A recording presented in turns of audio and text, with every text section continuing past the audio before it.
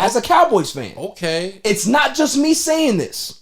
So y'all can come at me for this, but there's plenty of Cowboys fans that are saying the same thing. That don't mean they right. It's not, bro, it's not about right or wrong. It's what I'm seeing. Okay. Right, but you could be seeing It's the what wrong I'm thing. I think saying. you're seeing the wrong thing. I think if Cooper Rush starts for all 17 games, you will be a very We'll revisit sad this Cowboy. at the end of the season. That is Very some. sad I am Cowboy. not saying that Cooper Rush should take Dak Prescott's job. That's not what I'm saying to you.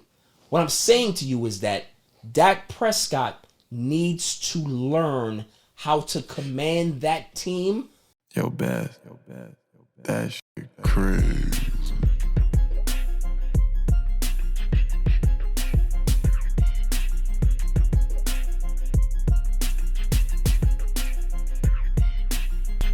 On a Saturday! It's All Even with your boy Barry Grant.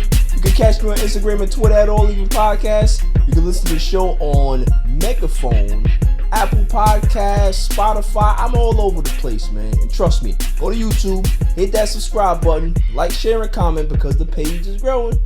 Also, I am a part of the Grid Network. I am the co-founder of the Grid Network, so please, subscribe to that as well. Subscribe to the Instagram, the Twitter, the YouTube. All that. You know what I mean? Everything. Team's in the building. What's up, Jimmy? The super intern, I call him. He does it all. Nicole on the ones and twos. The silent assassin is what I call her. Says a few words, but they always hit. I got my homies in the building today. What's good, brother? What's up, Jeff? What's up? What's up, Pete? What's up, bitch? What's good? Yeah, man. It's one of those nice days. It's podcast day. You know what I'm saying? So it's always live. You know what I mean? Yeah, lots to get into though. We got Thursday night football to talk about. Crazy. Tua's devastating concussion and what's coming out of that and what comes next. Yep. This coaches project. I don't know if you guys heard about that. Yeah. We're gonna talk about that. USA Today had a very detailed, in-depth article. It was very well written and definitely gonna get into that. Lamar Jackson's situation as he continues to play well. The price goes up, right? Yes, it does. Every So game. Yesterday's price is not today's. Yeah, exactly. Cooper Rush. Who? Jesus. Get the yayo. Cooper Rush is Mr. Cowboy right now, and there's legit quarterback controversy. We're gonna talk about that. Yes. What's up with the Cowboys and the redheaded backups? We love them. They're like redheaded stepchildren. Crazy. We love them. Oh my god. We love them. God. Right? So, Well, what else we got here? We got So ridiculous. NFL picks, right? We got NBA training camps are upon us. Can't Bishop is a big time Nets fan. We're gonna talk about what's coming out of the Brooklyn Nets camp. let's go. We're gonna talk about Lakers camp. There's some interesting dynamics coming out of that as well. Aaron Judge ties Roger Maris. That's big stuff. Congrats. Definitely big news there. Mets are close to clinching. They have a big series coming up against the Braves, so we got to talk about that. Yes, sir. And then the greatest segment on the planet, W of the Week. Dummy, yeah. But before we get into any sports, you watched Love and Thunder, right? Yes, I did. I love that movie. Love it. Yeah, a lot of people didn't like it. It was cool. A lot of people didn't love like is a strong word. I loved it. You loved it. Yeah, I loved it. The reason why I loved it is because it gave, obviously Thor's movies have always had more comedy relief in them than all the other ones, Yeah. right? Yeah. Like you had, I think the other one that really comes close is Guardians of the Galaxy. Yeah. Right. But Thor really kind of hammered written home like the a comedy. Yeah. Ant-Man too. Yes, Ant-Man, correct. Absolutely. both of those are like But that for too. me, I think the story that they told was pretty profound. Yeah. I think, guy Profound in a Marvel movie. That's amazing. Yeah, I think it is because it's like, the dude that, Christian Bale's character. Yeah. The God Killer. Yes, the God Killer. Like he ends up, him and his daughter are going through the desert and Spoiler like you know alert. what I'm saying? Like Spoiler spoiler alert if anybody didn't watch it. It's been out. Disney Plus. It's been out like 10 months now. Listen, I'm just Yeah, saying. it's been out I'm like just 10 months. They're talking about spoiler alert. People be man. busy, man. People be busy. Everybody got access to everything now. I'm just Bootleg, saying. all that stuff is out there. I'm right? looking out. I bootleg. I'm looking out for some- I ain't gonna lie. I bootleg. Terrible. Don't care. Terrible. Right? So, but Ridiculous. you know, his daughter dies, and you know the concept that they have is that everything is for the gods. Like Yeah. you know they do everything for the gods. They worship the gods. Everything that happens to them it's for the greater good because they're gonna go to some ancestral plane, some paradise. Yeah. He ends up realizing that it's all bullshit. Yeah. And The gods don't care about them. gods don't care about them. You know what I'm saying? And it's like he gets that call like, yo, you can be that dude to get rid of all of them. You know what I'm saying? Yeah. So like that's the story. And then you have Jane Foster there, and then she gets back into the picture and she becomes Thor as well, and she sacrifices herself for the. It's a dope story. Yeah. She was fire. Nah, but you know what I'm saying? when you think about it too, though, it's like so many things, bad and good, Right. in the world happen because people use their religion Yes. as a baseline for why they did something. Correct. You know what I'm saying? They put these false idols. You know what I'm saying? Like they put just because somebody told them about something, Right. or a book that a man wrote, Right. said that you should do this, you should do that, and you have no idea That's facts. whether it's real or not. And they base this for wars, they base it for genocides, they base it for so many different things. And then it could be the same thing. You can come to find out, That when it's was all done, a lie. it's done. It's all bullshit. Yeah, You know what I'm it was all a saying? lie. Or So- it's like it's all off belief. It's all off. Yeah. Faith that Faith. you don't know. Like more people have been killed or died off of religion than any other thing in the world Yeah. on planet Earth. You know what I'm saying? So it's like, but listen, like I said, I loved it. It's a good movie. Not gonna lie, I thought this was gonna be a tie-in to Tour. I thought you were gonna take. Nah, I do that. He's good for that. I do that. He's good I for do that. that. I thought we were angling. I thought the God Killer was like the fan. The guys were the players. I am good with those sacrifice things was- because I caught him last week. All right. That's what I Caught was him last week waiting with for. one. But now I'm just talking about the movie. I figured I'd put my 2 cents in. 'cause It was more serious than any other of the The Thor Thor I movies. agree. Definitely. And Yeah. it, like even the way how it ended, it was more of a serious and Yeah. him having to deal with something serious. right. You know what I'm saying? Like the only time he ever dealt with anything serious was when his mom died. Right. And that threw him that Messed broke him. Messed him all the way You know up. what I'm saying? Yeah. So him I know the being feeling, able to trust me. deal with that shit, you know me, Yeah, same shit. yeah. So him being able to, deal with another situation like that and be serious about it, and he's taking a turn in his Right. life on how he handles shit. Facts. Okay. And then you was telling me about Dahmer. Nuts. If anybody doesn't know, it's about a serial killer, late 80s, early 90s. And this guy was crazy because he was a cannibal. He used to eat people. Yeah, I remember that. He had him in the And, fridge. in the fridge is I mean, he had snacks for days. Yeah. I So hold mean, on. I don't want to. You know me. I always have to make light of things. So when he was propositioning these young men, right? And he was like, I plan to eat you tonight. Did they really think that? They didn't know what he. They, well, you know what I'm saying? to be honest, if you watch it, by Like- the time he tells one of them, "I'm gonna eat you," he's pretty drugged up and it's too late. And when he says "eat you," I think he knows what that guy means. Well, maybe the guy thought that. Oh, okay, Yeah. he about to toss Listen, my. man. Listen, man. I mean, listen, I'm just saying. I he don't. likes Yeah. dark meat. Pause. Yeah, that's double pause, but that's. hey, My man had a fridge. He had the cooler.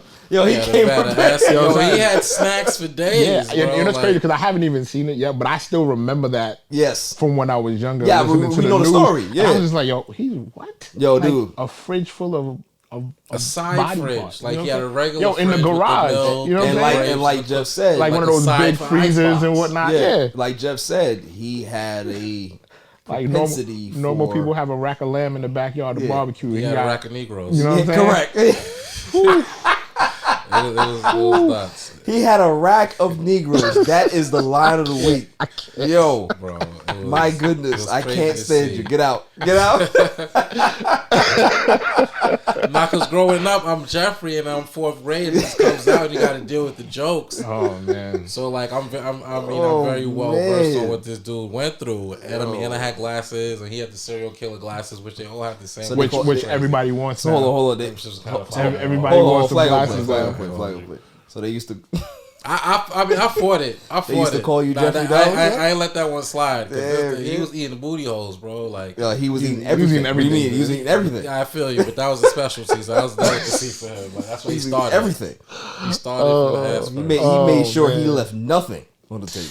Yeah, it was wild. Yeah, but yeah, must see. Yeah, definitely must see. Most of their serial killer joints. The scenes are incredible. They're very parallel to what actually happened in the newspaper clippings. They have this one scene where they play a 911 call that actually happened, and you really feel it. So I mean, listen, people have a lot to say because of cannibalism, because it's a white guy preying on black people. It's just happened. Right. It's just a retelling of a story, and I mean, I feel like everybody involved in the project just did a really good job. That's what's up. Oh, before go ahead. But like, what is it to complain about? It's a real life. It's not like they made the story. You know what I'm saying? Like, you're always gonna have some thespian out there. Like, this is not done right. It's not shot right. Nah, this is what happened. Yeah, this is real life shit. What do you mean? Like, I'll tell you just the way it is. You gotta be shot way. I don't need lighting. This is what happened. He ate him right here. Yep. Pause. You know what I'm saying? So, what the hell was I gonna say? Oh yes, I'd like to give a shout out to my boy Rich and my boy Adam. They are, this nice shirt they dropped off for me. Green Apple Tattoo. Big supporters of the show. I'm a big supporter of theirs, so definitely check them out. They are in Island Park, so if you need to, get some good tattoos, make sure you take a walk over there because they're very good, cool guys. Do we get a discount if we say your name? Yeah. Yeah, you get a discount. I mean, and definitely whenever you decide to get the All Even Podcast moniker on you, we definitely got to take right on the forehead. Right. Put that right in your forehead. Right in your forehead. I didn't say me. I said whoever. You want fans of the show? Put it right in your forehead. Free. But let's talk about Thursday Night Football. It was a fairly competitive game, right? Mm-hmm. Hard hitting. Yep. I would say it was a good game, other than the biggest elephant in the room that Tua Tagovailoa was concussed again, and severely this time. Like, obviously we saw what happened on Sunday where he got hit hard. He got up, walked a couple of feet, fell, and had to get help back to the sideline. They had to hold him up. Right, and then now we're talking about 4 days later, they clear him to play, and it happens again. So, for me, me and you were talking about this last night, and it's like, at what point do you use common sense? Mm-hmm. Like, I don't care how many concussion protocols he passes. Yeah. I don't care what his scans look like. I don't care about any of that stuff, right? Yeah. If I'm the owner, if I'm the GM, if I'm the head coach, and I have Tua as my quarterback and he just went through this, I'm sitting you for at least this game. We're 3-0, right? We don't really need this game. You can be able to have him sit out, give him a full 10 days of rest. Mm-hmm. He can come back the next game and be fully ready to play. Now, he's a tough kid, right? Of course, he's going to want to play. He's going to want to play. Every athlete, if you tell them, how do you feel? Good. They're going to tell you, I'm fine, coach. You have to be the one to tell them, you got to have a seat. Yeah. You have to protect athletes from themselves. And you hear Mike McDaniel with his excuses. It's nonsense. Like, first off, he got one of the most punchable faces in the NFL. Don't talk about Mark Anthony. I'm sorry, man. Just watching him speak, his whole demeanor just bothers me. Nah, I can't. It does. You can't get on him. You can't. He did what he had to do as a coach. How? He has bosses, and they have their protocols, and I don't think he should have went. We had the conversation the night that it happened. Right. I was like, listen, this needs to be a topic on the show. There's no reason that this kid should be playing the next Thursday night game. Correct. I mean, it's a hit that kind of went unnoticed, I feel, by the general media. But as somebody who's watched football for a long time, as soon as I saw that, I'm like, yeah, you're not playing next week if I'm the GM. Yeah. And I mean, I think that's something that needs to be talked about. They got to do a better job of protecting the players, because the players aren't going to protect themselves. Correct. And I definitely feel like Mike McDaniel deserves some blame. But I mean, it's How much? There's the doctors, there's team doctors, there's the owner, there's the. I give him 30% blame. How much you give him? I give him at least 50% blame. 50? Because you know why? At some point, you got to use common sense. Correct. You know what I'm saying? You saw, I agree with what you're saying, Jeff, but I also agree with what Bishop because their whole excuse was he hurt his back. Right. So he hurt his back, and because he hurt his back, that's what caused him to fall down the first time. He got up, tried to walk again, fell again, and then when he got up that second time, his lineman had to actually literally hold him up from falling again. Right? Not one time in that entire sequence did he touch his back. Right. The entire time, first he went like this, put his hand on his head. He was shaking his head, trying to get the cobwebs out. At no point did you see him reach for his back. Anybody who's ever hurt their back, I'm an overweight dude that plays basketball. My back hurts all the time. The first thing that I do when my back starts hurting is grab it. My back. Yeah, you know what I'm saying? You hold the part that bothers you. You try to bend over, you try to stretch it. Right. You know what I'm saying? That's what you do. Right. Not at one point did he go to reach for his back. Right. Everything was for his head. Yeah. So common sense is going to tell you, nah, something's off there. Right?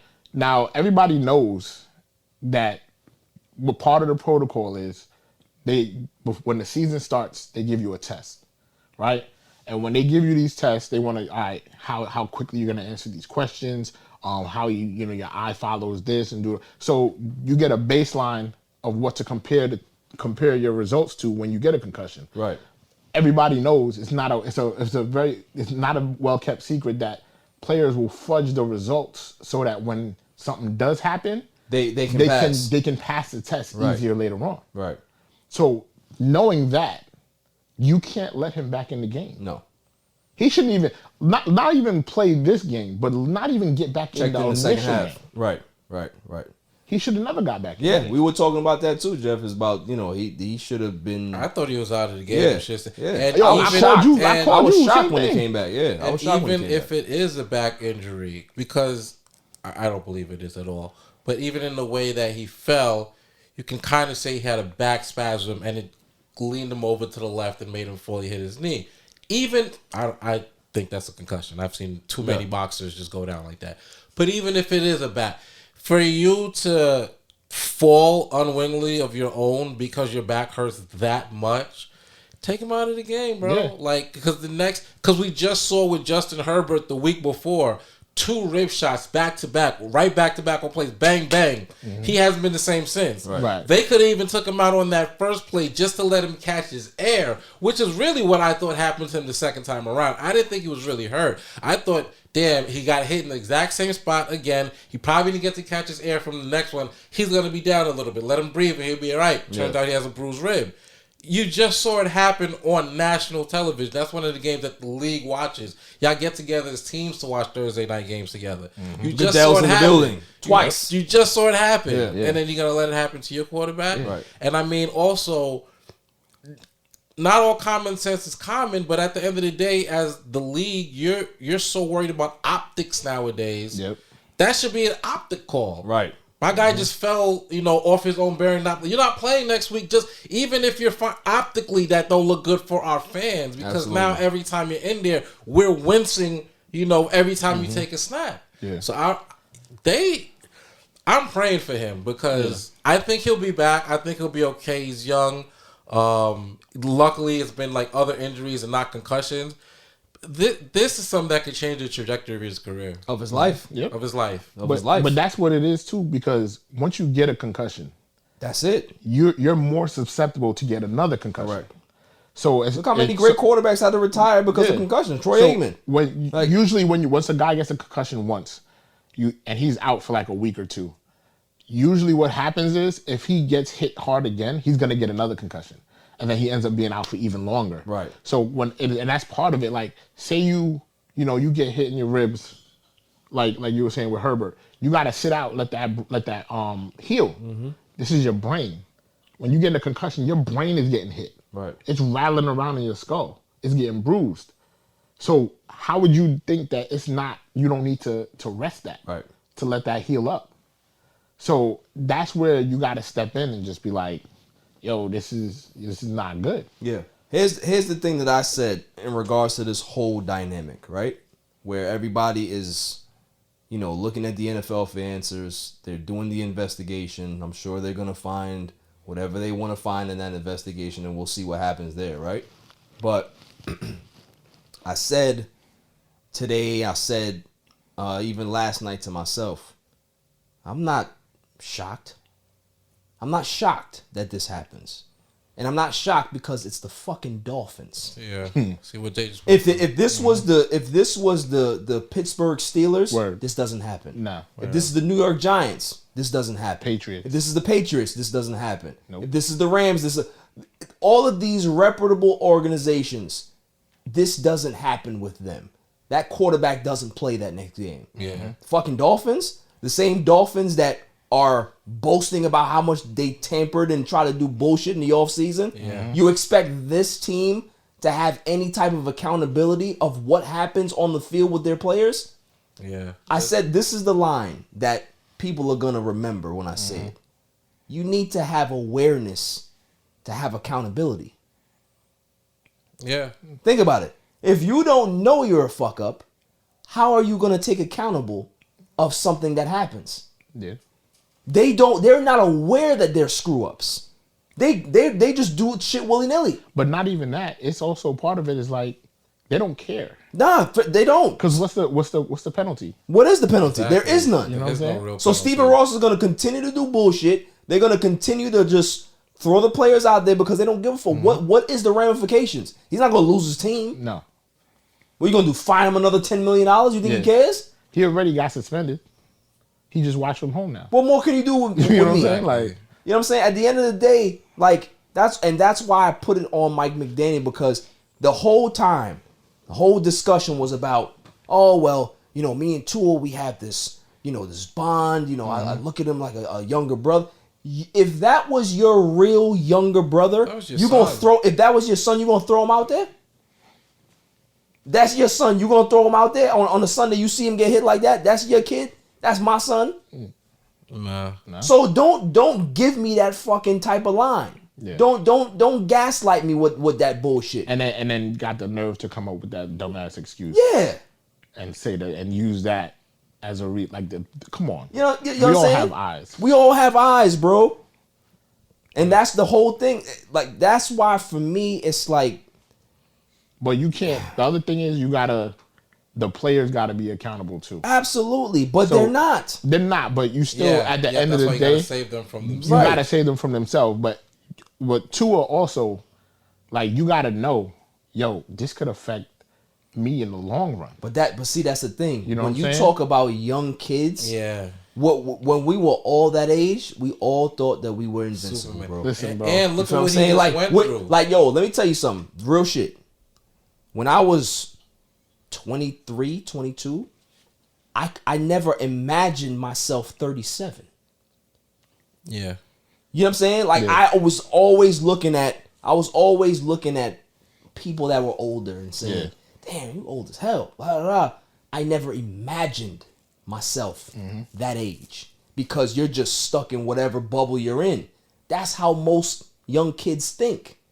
They don't think 10 years down the road. Not at all. Tua's not thinking about how he's going to be able to operate at 40. He's thinking about, y'all got to get to the next game. And the next contract. And the next contract. You know what I'm saying? Like that's so it's difficult to teach young people that, because no matter how many times you tell them, it ain't going to register until they get older and they realize, damn, Pops was really telling me the truth, or Moms was really telling me the truth, or, my mentor was telling me the truth, or whatever it is. That's just human nature. Yeah. Listen, I've been in that situation. I played when I was in high school. It was the semifinals, about to, before the championship game or whatever, and we're playing against this team. I got hit underneath my chin with a helmet, right? Got rocked. Yeah. Passed out, still made the tackle. You just over here dropping everything, Jeff. Like, yo, completely what are you doing? Messing it up. Trying to save it, bro. Trying to save it. Just ruin the story. Take two. Yeah, we'll cover your story after the break. Yo, it's your man DJ G Money from that Flip the Script podcast. You see it? We in the studio right now. Flip, shut up. Yeah. Oh, listen. Shout out to the All Even podcast. My man Barry Grant Jr. What's up, man? What happened? What you want to say to the people? Shout out somebody else's podcast. Yeah, let me get the joint. What's up? All Even. All Even podcast. Yo, it ain't even up here, boy. We put this yo, what's up, man? All Even. Yo, oh my God, what's up with you, man? Now that's a shout out. You keeping this? Yeah, keep all that.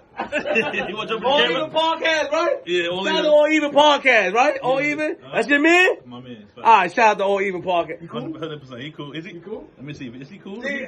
What is it, G? Oh, shout out, G.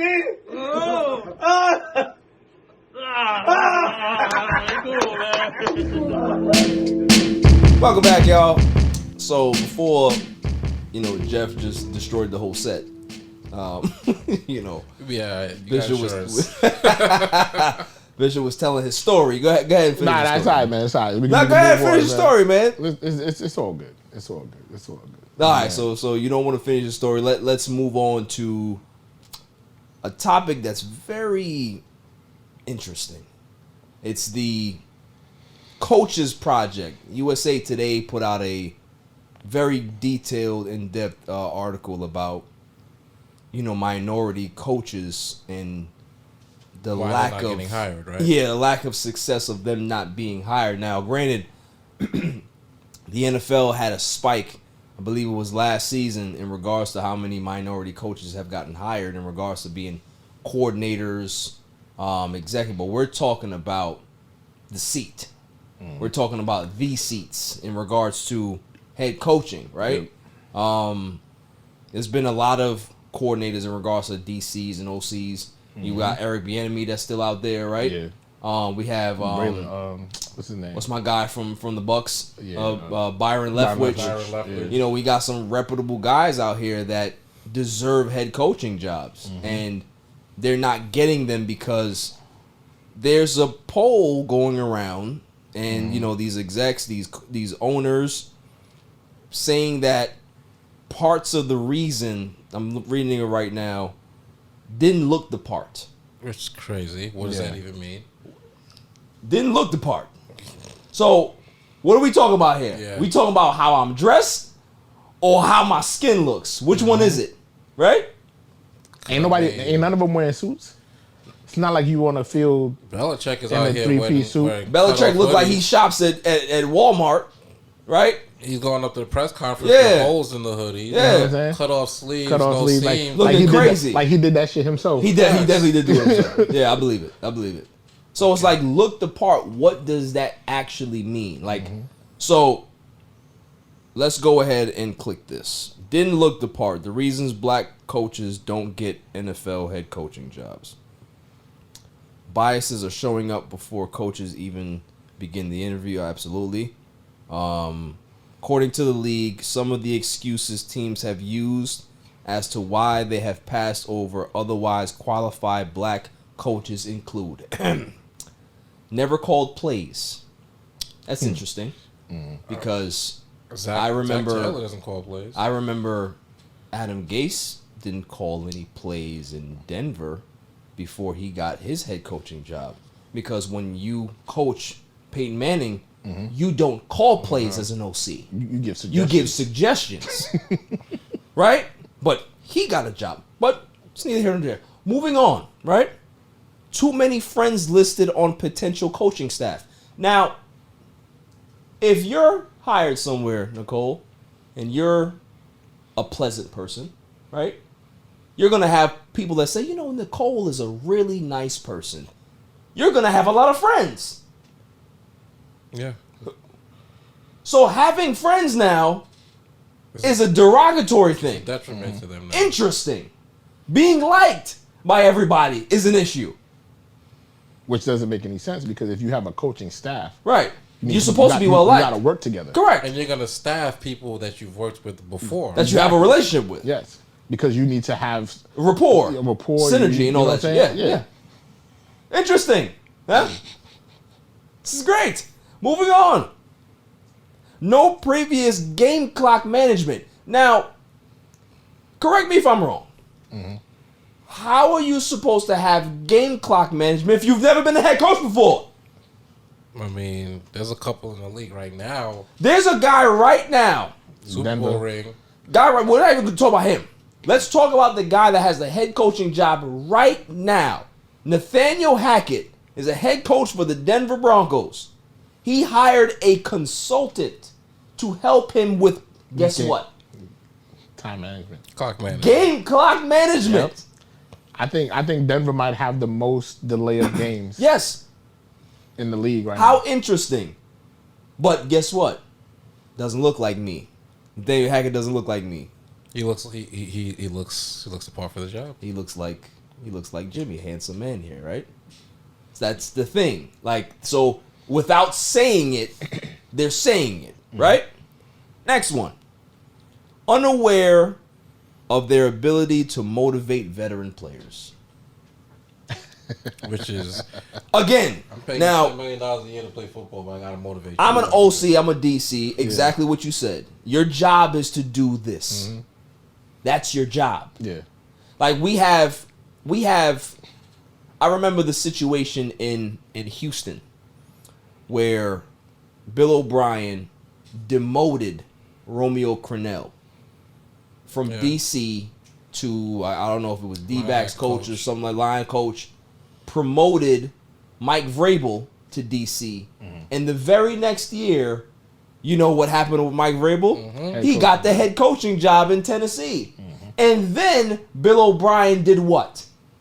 He elevated Romeo Crennel back to DC. So you see how that happens? We can't hire a specialist coach.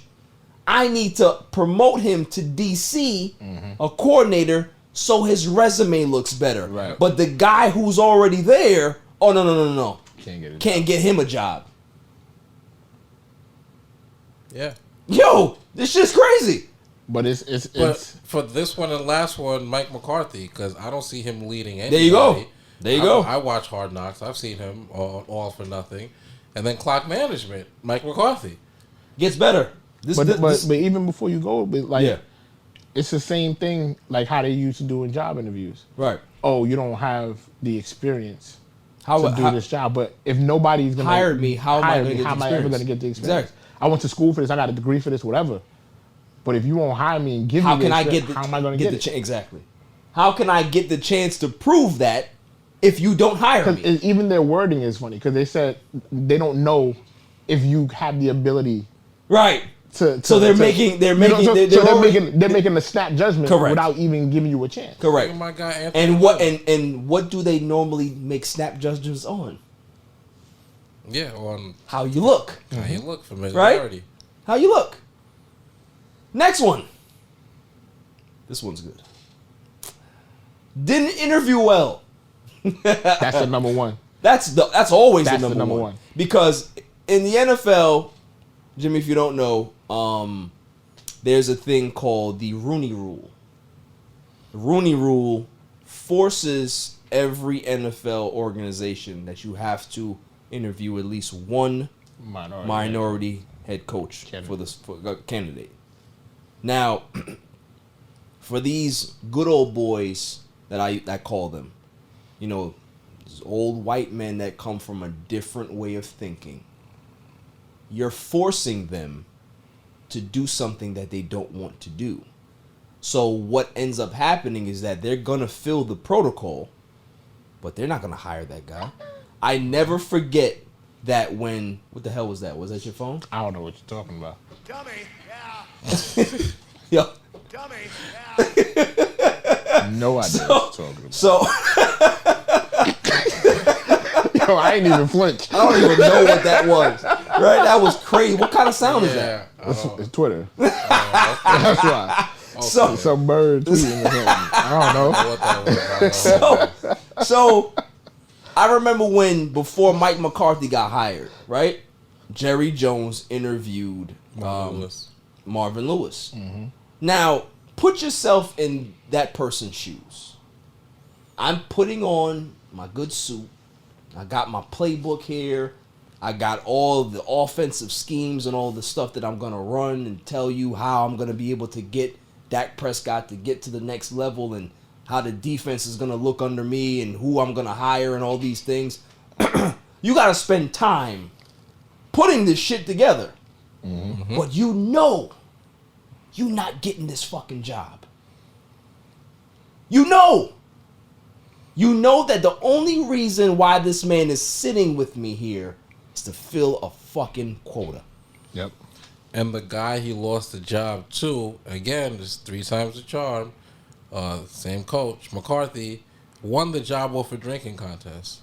Yeah. Marvin Lewis doesn't drink. Won the job of spending the night with Jerry and eating nachos. So Marvin Lewis doesn't drink, interviews for the job, comes up with his coach's plan, has Hugh Jackson as his OC, which of course they're going to use against him because Hugh Jackson just had a horrible tenure with the Browns. But these are good coaches. I've watched before I can really get into Marvin Lewis for a long time. Let's talk about a real great coach that has never gotten another opportunity. Great coach. Jim Caldwell. He had a winning record with the Lions. Yes. Winning record with the last coach to do so. Mm-hmm. Yeah, but made playoffs. But Marvin Lewis doesn't drink, and on Monday nights, Jerry likes to go over team meetings with his coach and throw back a few. So while Marvin Lewis is coming up with great plans for the Cowboys and how to win, Jerry Jones and Mike McCarthy, they're tying the knot off so much that Mike McCarthy has to sleep over this guy's house. He's so drunk. Right. Yep. And Jerry's so impressed by his drinking that he makes this guy his next head coach. And eating nachos. So, I mean, what are we really fighting for? If Marvin Lewis doesn't eat nachos, probably. Yeah, I mean, I guess it is. And for people who are out there who are going to just shit on Marvin Lewis's name because it was the Bengals and they were really he was a good coach. The Bengals were a team that never wanted to spend money on anything. They still don't have an outdoor facility and they're fucking like in the Midwest. Yeah. They don't have a real scouting department. It was part of Marvin Lewis's job to scout on the offseason, right, as well as being a head coach. Mm-hmm. They didn't have a media department for a long time. He was the head of their media. Like, he wore 5 different hats that a coach shouldn't have to wear because the owner wouldn't spend any money. And year after year, they were a decent enough team. It was Andy Dalton. What are you going to do? But for years, they had one of the best defense and my favorite defenses growing up watching football. This was a decent team that won a couple playoff games. Yep. He did that with a cash-strapped mom-and-pop organization. Correct. What do you think he would have been able to do with the Cowboys who actually spend money? Correct. Who actually can give him what he needs. Because he doesn't eat nachos and drink beer. Or look a certain... or look the part. Look the part. Which is number one. Correct. The guy's still not in the league. Yeah. It's similar to Lovie Smith. Lovie Smith was a coach of the Bears for 9 years. Got to the Super Bowl. Got the Super Bowl. I think his last season, he was like 10-6 or something like that. And they fired him. Mm-hmm. Now they've had 4 coaches since he's been there. None of them has been there half as long as he has. Correct. And they haven't had any success. Nope. And I don't even mean to say they need to keep Lovie Smith because I remember that era and it was his time to go. But for that tenure and the success that you did have in those 9 years, to not get another job until the organization's in shambles and they're just picking you out of a hat because you're already on the staff. I mean, think about it. That's disrespectful. Think about it. Since Jim Caldwell left, they hired Matt Patricia. How did that go? Yeah. Where's Matt Patricia now? Right back where he started, right? Look at Adam Gase. Yeah. He was terrible at his job. Yeah. And then fell right into another head coaching job. Right. Look at Matt Rule, who continuously skates under the table. He was bad at Baylor. Bad at Baylor. And he's bad now. Got one of the biggest contracts for a coach ever at 5 years, $70 million guaranteed.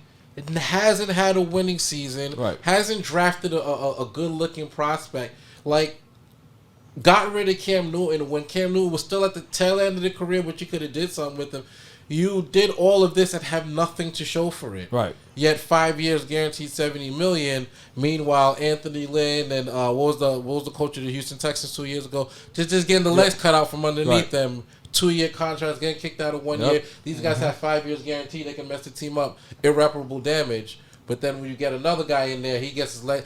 If he does get a good team and the team starts rolling, a la the Chargers and Anthony Lynn, he's out of there for somebody who looks the part. Correct. Because think about it. Look how bad Brandon Staley has been over the last year and change, right? The same issues that were going on when Anthony Lynn was there, it's the same issues that are going on now, but you don't hear about it. You don't hear about it. But when Anthony Lynn was, we got to get him out of here. Because they're going to say that he has to clean up what happened before. So that's why they're going to give him a chance. Yeah, right. Every other situation, a rookie quarterback, promising rookie quarterback, usually extends the coach's life. Correct. For this guy, it ended. Now we got to get somebody else in there. The kid looks too good. There you go. Now, next one we have here, which is pretty funny. Lacked the necessary experience to lead.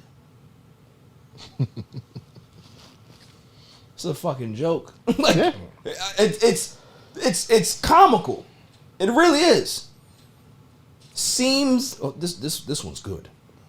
Seemed nervous throughout the interview process. I'm sorry, a multi-million-dollar life-changing job, and I'm just supposed to just joke cool, right? Meanwhile, Nick Sirianni's first press conference, you know, tell me this guy was nervous in his interview? Dan Campbell. All right. Like, I'm telling you, man, the excuse train is good. It's good. Job is different than what it was previously. Yeah, I don't even know what that means, bro. The what? I thought that's what a promotion meant. But but that it doesn't make any sense. How did the job change? Is this not football? You know what I'm saying? Like, did I leave being a head coach to own the team now? Am I handling? You know, am I handling refreshments? It's still coaching, budget profits and shit. Like I'm coaching football. I'm not the GM. You know what I'm saying? I'm not. It's still football. It's still coaching, dude. I'm telling you, man. Like, but it's not. But are you surprised? What can you no, do? I'm not surprised. And billionaires. Right. What are you gonna do? It's like I said. It's the good old boys club. They billionaires. You don't tell a billionaire what to do. They're gonna hire who the fuck they want to hire, and that's why for me, I just think that you should just get rid of the Rooney Rule. Yeah, get rid of it because it's not doing any good. It really isn't. If somebody doesn't want to interview somebody, don't force them, because at the end of the day, I don't see that. Like when it was first put into play, it worked. Yeah, it doesn't work now. You know what I'm saying? Yeah, because. And I can't blame Goodell. He's doing a lot of things to try to incentivize people to hire minority coaches, right? Draft pick compensation and all this shit. They still don't want to do it. Right. You can give them $5 million. They still wouldn't take it because they don't want that look for their organization. Some people just feel that, listen, I just don't want a black person being the head coach of my team. Just like how for years, the black quarterback wasn't a thing. Like, we did not process information fast enough, so we can't be the quarterback of the team. That's why guys like Doug Williams wasn't a number one pick when he should have been. Yeah, but he ended up being what? A Super Bowl champion, right? To the CFL. So this is what I'm saying. Like, these things have always been around. The excuses have always been the same. Decades change, but it doesn't change in regards to what the actual perception is. Yeah, but the problem is it's gonna be from the top. Yeah. If they have a way of doing things where you have to look a certain way in order for you to get the job, they're not gonna change their thinking. Right. So even having the Rooney Rule and making them have to interview people. That just means that they wouldn't have interviewed any of them. Correct. I'd rather that though. Don't waste my time because one of the That's what I'm saying. One of the drawbacks of the Rooney Rule or with the black coaches is if you have too many interviews and don't get a job, they'll use that against. Exactly. You've You've interviewed. So nobody hires right. you. So now why should I hire Exactly. you now? Exactly. Eric Bieniemy. That's all. We've always heard he doesn't interview well. He's been on too many interviews. Nobody wants to fucking hire him. But either way, you damn if you do, damn if you don't, because you're not even gonna get an interview now. Well, listen. For me, I always said, if I'm a black coordinator or on the staff wherever I'm at, I am not looking to be a head coach in the NFL. I'm not doing it. I'm going to college. There's money there. Yeah. I can be the face of a college program being the head coach here. I can make big money. I can have a great living. I can build a great program. And then when I do that, they have no choice but to give me my money if they want me in the NFL. My price is double now. You understand what I'm saying? Yeah. That's how I think all the black coaches should do it. Don't listen. I understand that it's your dream to be a head coach in the NFL, but if there's an opportunity to go to college, just look what Deion Sanders did. Yeah. Deion Sanders has always wanted to coach. You think any team in the NFL was going to give him a shot? No. Even his own Dallas Cowboys? Exactly. You think that he was going to get a shot? No. But he's now proving at Little Jackson State that he can be able to build that program. And guess what? I can guarantee in another 2 years, some NFL team is going to call Deion Sanders. And he's going to probably tell him, nah, I'm good. Yeah. I'm okay. You should have gave me the chance when I was knocking at your door trying to get in here. Yeah. Because I really wanted to be in the NFL. I don't care now. You know what I'm saying? So there's opportunities to spread your wings as a coach elsewhere. The XFL is coming. Go there. I think being, with Dwayne Johnson being the owner of the XFL, I can guarantee he is going to platform minority coaches more than the NFL will. And if that's something that is possible, if that's something that's going to be a thing in the XFL, then let it be. Yeah.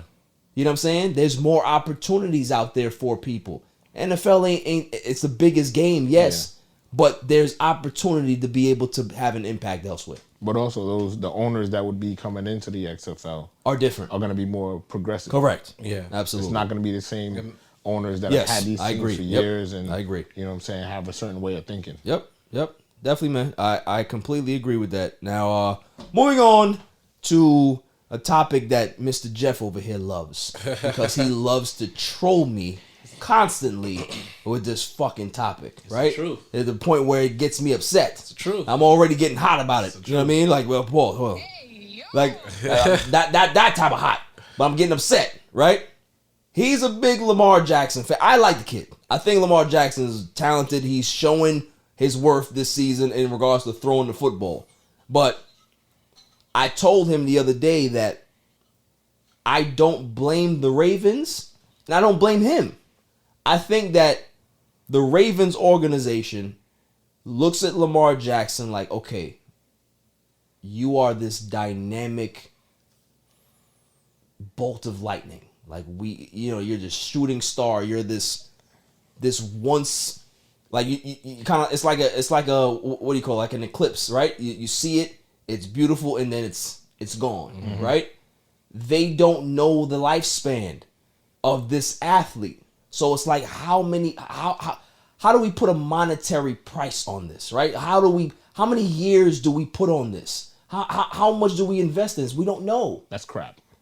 This is the way I understand it. Crap. But at the end of the day, I understand it on Lamar's end too. Bet on yourself. Somebody's gonna give you your money that you want, and then it's either you're gonna be on the Ravens or you're gonna be somewhere else. Because you know why I say that's crap? Because everybody touted Andrew Luck Right? as being the next coming of the greatest quarterback. He was supposed to be the greatest quarterback ever. I mean, he was The way they talked about it. he was in position. And how many years did he play? Well, the offensive line was back. How many years did he play? What, 7, 8 years? 7 years. Come on. So when you talk about, and they gave him his bread. But What- that what- wasn't what- a style no, of play, though, bro. He used to run the ball all the time. Not like Lamar.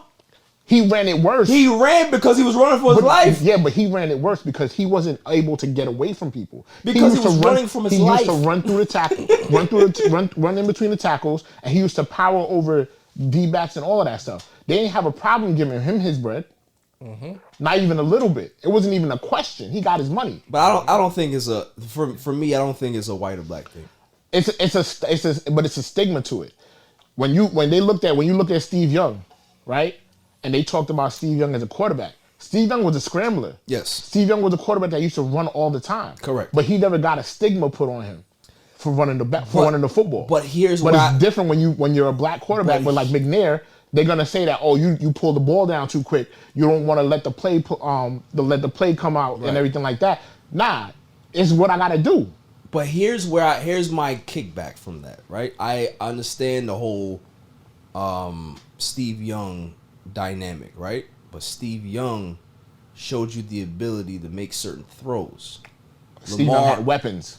Okay, but Lamar has not shown that. And also, hold on. We're talking about the Baltimore Ravens here. Mm-hmm. This is an organization, historically, that plays hardball with their star players. Mm-hmm. There's only a few guys that have retired Ravens from when they started. Ray Lewis and Jonathan Ogden. Let me ask a question. Right? Did Flacco get a contract? Flacco got a contract, but is Flacco still there? No. He still got paid though. You have to work to get it. Suggs, my whole Suggs thing is, wanted a big deal, and they let Suggs walk.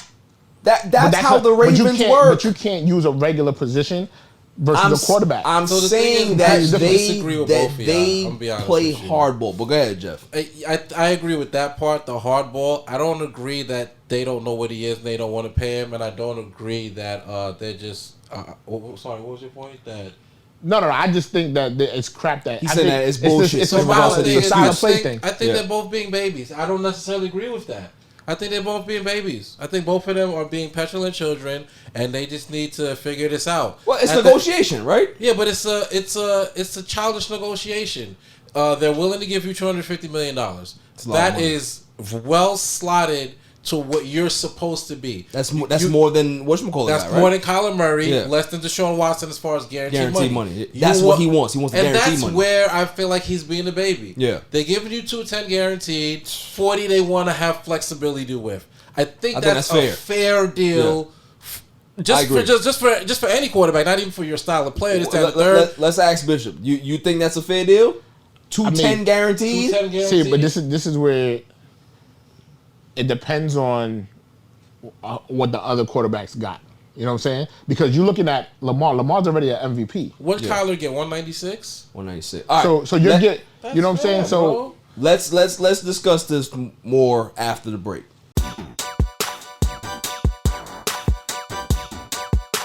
Welcome back, y'all.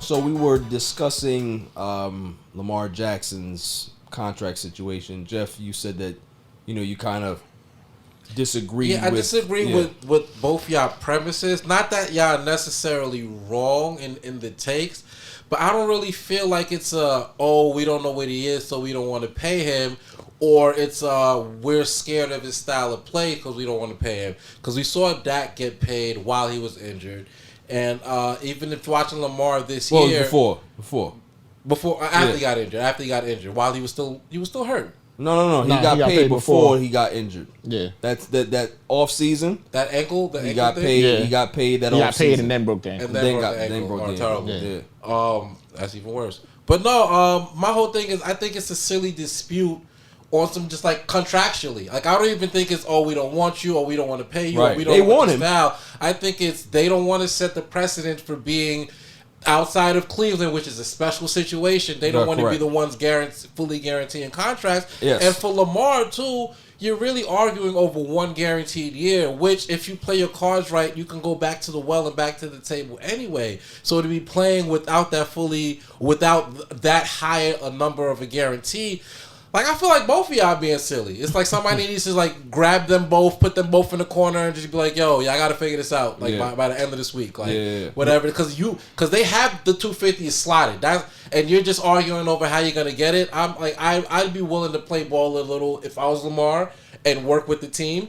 But at the same time, like, for the team, are you really going to put this guy in this crazy position over $40 million, which is essentially 1 year of a quarterback's contract? So that's just how I feel. Like, yeah, y'all takes aren't completely off, but I just feel like two people are bickering over something, and it's like nobody wants to be wrong, so they're just gonna keep bickering. I think he's looking at it this way, with the years that he's been here already. He already got an MVP.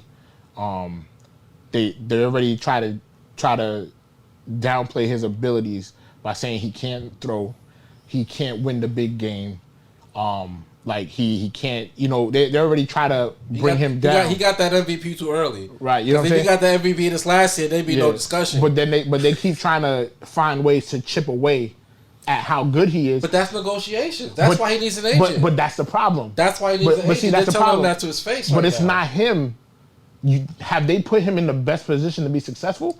They've tried. With who? When have they gotten him a legit number one receiver? Well, they thought they had that in Hollywood Brown. It didn't work out. Come on. They thought they did. They did draft the guy. They thought they did, but nobody else thought that he was a number one receiver. When was the last time Ravens had a number one receiver? But that's the problem. But that's the problem. You look at all the other organizations. What do? What have they been doing? Everybody goes out and they get their quarterback a legit wide receiver, because you can't. If your wide receivers are trash, there's nothing that you could do. You can make the perfect throw, and it's not going to make a difference. Game, they have 3 solid tight ends. That's the way they play. That's the way they play. He's been throwing to tight ends. I mean, listen, I feel like they have a formula to win a Super Bowl, and I feel like it's just, like I said, 2 children just bickering over, and nobody wants to be wrong. I don't think either of them are right in the situation. I think both of them just don't want to be wrong. Hopefully they can figure it out by the end of the season. Because if they wait till the end of the season, it's going to be $275. He's taking the risk, and he's betting on himself. He knows that somebody's going to give him the bread. That's the thing. That's why it's a risk, but it's not really. Because you think he's going to really have a career-ending injury? Like, you never say never. But like I was saying before when we was talking off the air, like, he don't take those big hits. He slides. He runs out of bounds. Because he's so much faster than everybody else that he can. He when he first came in the league, he might have taken a hit or 2, but he realized I can't do that. I'm more worried about Joe Burrow getting hit and being injured than Lamar Jackson, if we're gonna be honest with you. I mean, we gonna see how it plays out, man. Like I said, I don't fault either side in regards to how they look at it, but something has to give. Yeah.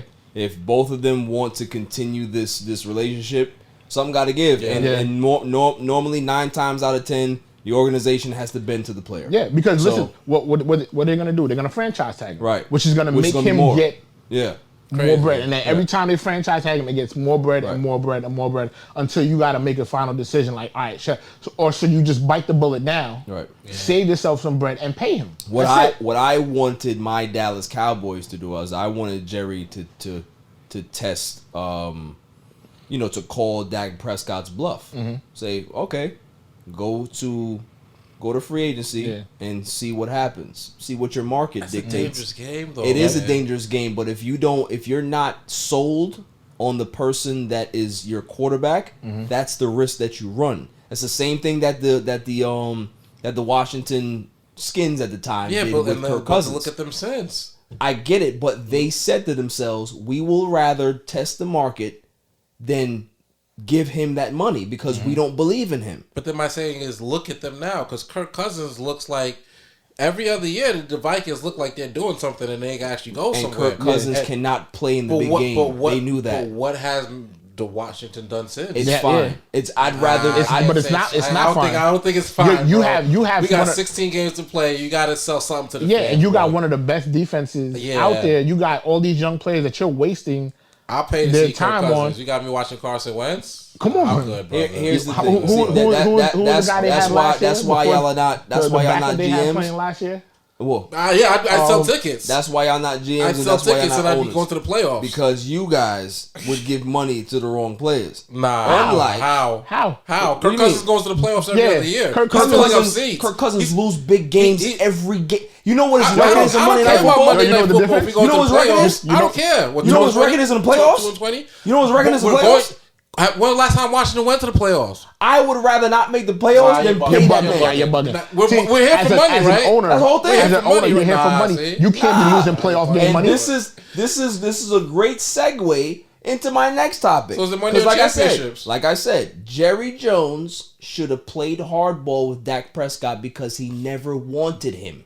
He said to Dak Prescott in the press conference after he signed the contract, "I overpaid for you." Yeah, and I that's know scary. that. Okay. Right? He overpaid for Now, everyone. Now the cow has come to what's the phrase? The chickens have come to roost or whatever it is. Have they? Have they? Dak Prescott is out. Right? So? Let me get to my segment. Dak Prescott is out. Everybody said it's doom and gloom for the Cowboys. They gonna have a 1-4 record. They not gonna look good. But look what happens now. Cooper Rush comes to save the day. Stop it. Cooper Rush is 3-0 in his 3 starts. This is the first time in league history Jesus that a Christ. backup quarterback has won his first 3 games and has had a passer rating, a QBR over what it is. He has been money. He has been game time. And for me as a Dallas Cowboys fan, I am excited because you know why? Cooper Rush looks like a leader that Dak Prescott ain't. Crazy. You're out of your mind. yeah. How am I out of my mind? You're out of your mind. How am I out of my The mind? 2 teams that they beat this year. Doesn't matter. Who they beat? That I've seen Dak Prescott lose to these teams. Who did they beat? I've seen Dak Dak lose to these Prescott's teams. 11-1 against the Washington. Who else? Yeah, okay. Who else? And the Giants. And the Come on, son. I'm trying. You're bugging right now. We You're haven't bugging right played now, the Commanders yet. You We bugging played out the right Bengals. Now. You bugging out right now. Y'all gotta be, we beat the Bengals. The trash Mike, Bengals. Michael Parsons beats We the beat the Bengals. Michael It Parsons doesn't beat the matter. Y'all Bengals. have one of the Whoa, so Michael Cooper Parsons- Rush did nothing for the game. Cooper Rush did nothing that Dak couldn't have Answer done. the question. If No, Dak no, no, was in So there, Cooper Rush did nothing for the he game. didn't do anything that Dak couldn't have done. So if the Dak was in the connection. game, that won by 20 points. So the By 2-3 connection. more So the touchdowns. connection that Cooper Rush and CeeDee Lamb has, Dak What Prescott connection? has that with his What star connection? wide receiver. I'm tired of hearing about this connection. 4 catches? Dude, he can't. I'm tired of hearing about that connection. I'm I ain't gonna talking to hold the you. wrong 2 guys I'm because talking to you you're definitely a are. Giants You fan. definitely You're are. a Definitely are Patriots talking to fan. the I'm a Because- football fan. Dude, you're not watching the game. I'm watching the games. I was And if watching the Cooper games. Rush- So okay. And if Cooper Rush starts 16 games, who lost the game in the playoffs? and if Cooper Rush starts No. 16 games, Answer you the will be question. You will be a Who very, lost very the game sad for the Cowboys in the playoffs? Who lost that 49ers game? Dak lost that game. For Who them. lost the game against the Raiders on Christmas on Thanksgiving Day? The coaching staff lost the game. Oh, the coaching by staff taking lost the ball that. out of Dak's hands. The coaching staff lost that game. It wasn't Dak Prescott. It wasn't Dak Prescott. Who lost the game? He brought them back. Who into lost the game against the Broncos? Listen. Answer the question. Don't give me a question to Throwing a answer when I'm pick answering. Do doesn't I ask mean you a that question? you've lost the I'm game. asking a question. Who lost the game? They lost the collective. No. as a team. Who lost the game in Collectively that as a game? team. I'm not gonna Who say lost Dak that did. game? I'm not gonna So say Dak did the it. same Dak Prescott that started the season 5-1, his record in the last 11 games of the season was 6-5. Okay. Cooper That Rush is same better than Dak Prescott.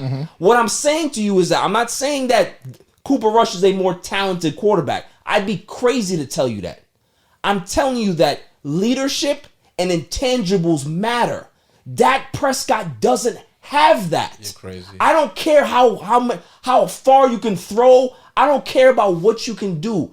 The way they look under Cooper Rush is different the way they look under Dak Prescott. That's all I'm saying. But you're saying that They don't look it's good under it's Cooper 3 Rush. Dude, games. they look poised. It's The 3 offense, games. they don't have the best do weapons this this every year. year. But that's what I'm this saying. every year. But Didn't they have a 3-0 start where they were going to take over the league? Dude, Like, yeah, I'm not they saying do that this shit I'm not every saying they're going to year. win the Super Bowl. I'm saying win that the first Dak, couple games, they but- they look better under Cooper They Rush don't. than they I'm do sorry, I under don't Dak think so. Prescott. Bro, that's I what don't I'm think so. saying. I don't think so. You watched that Giants game. I don't think so. Yes. And that game told you that Cooper Rush has such a command of this offense that he's so much better than Dak. The Giants are trash. Bishop, I don't see it, we're bro. talking about And I'm a Giants The fan. Cowboys' offense last year was top 5s in the league. Okay. We had weapons last year. Right. We have no weapons this year. You still have You CeeDee see Lamb. what? Hold on. Did you see what Dak Prescott looked like in Week 1 against the Tampa Bay Bucks?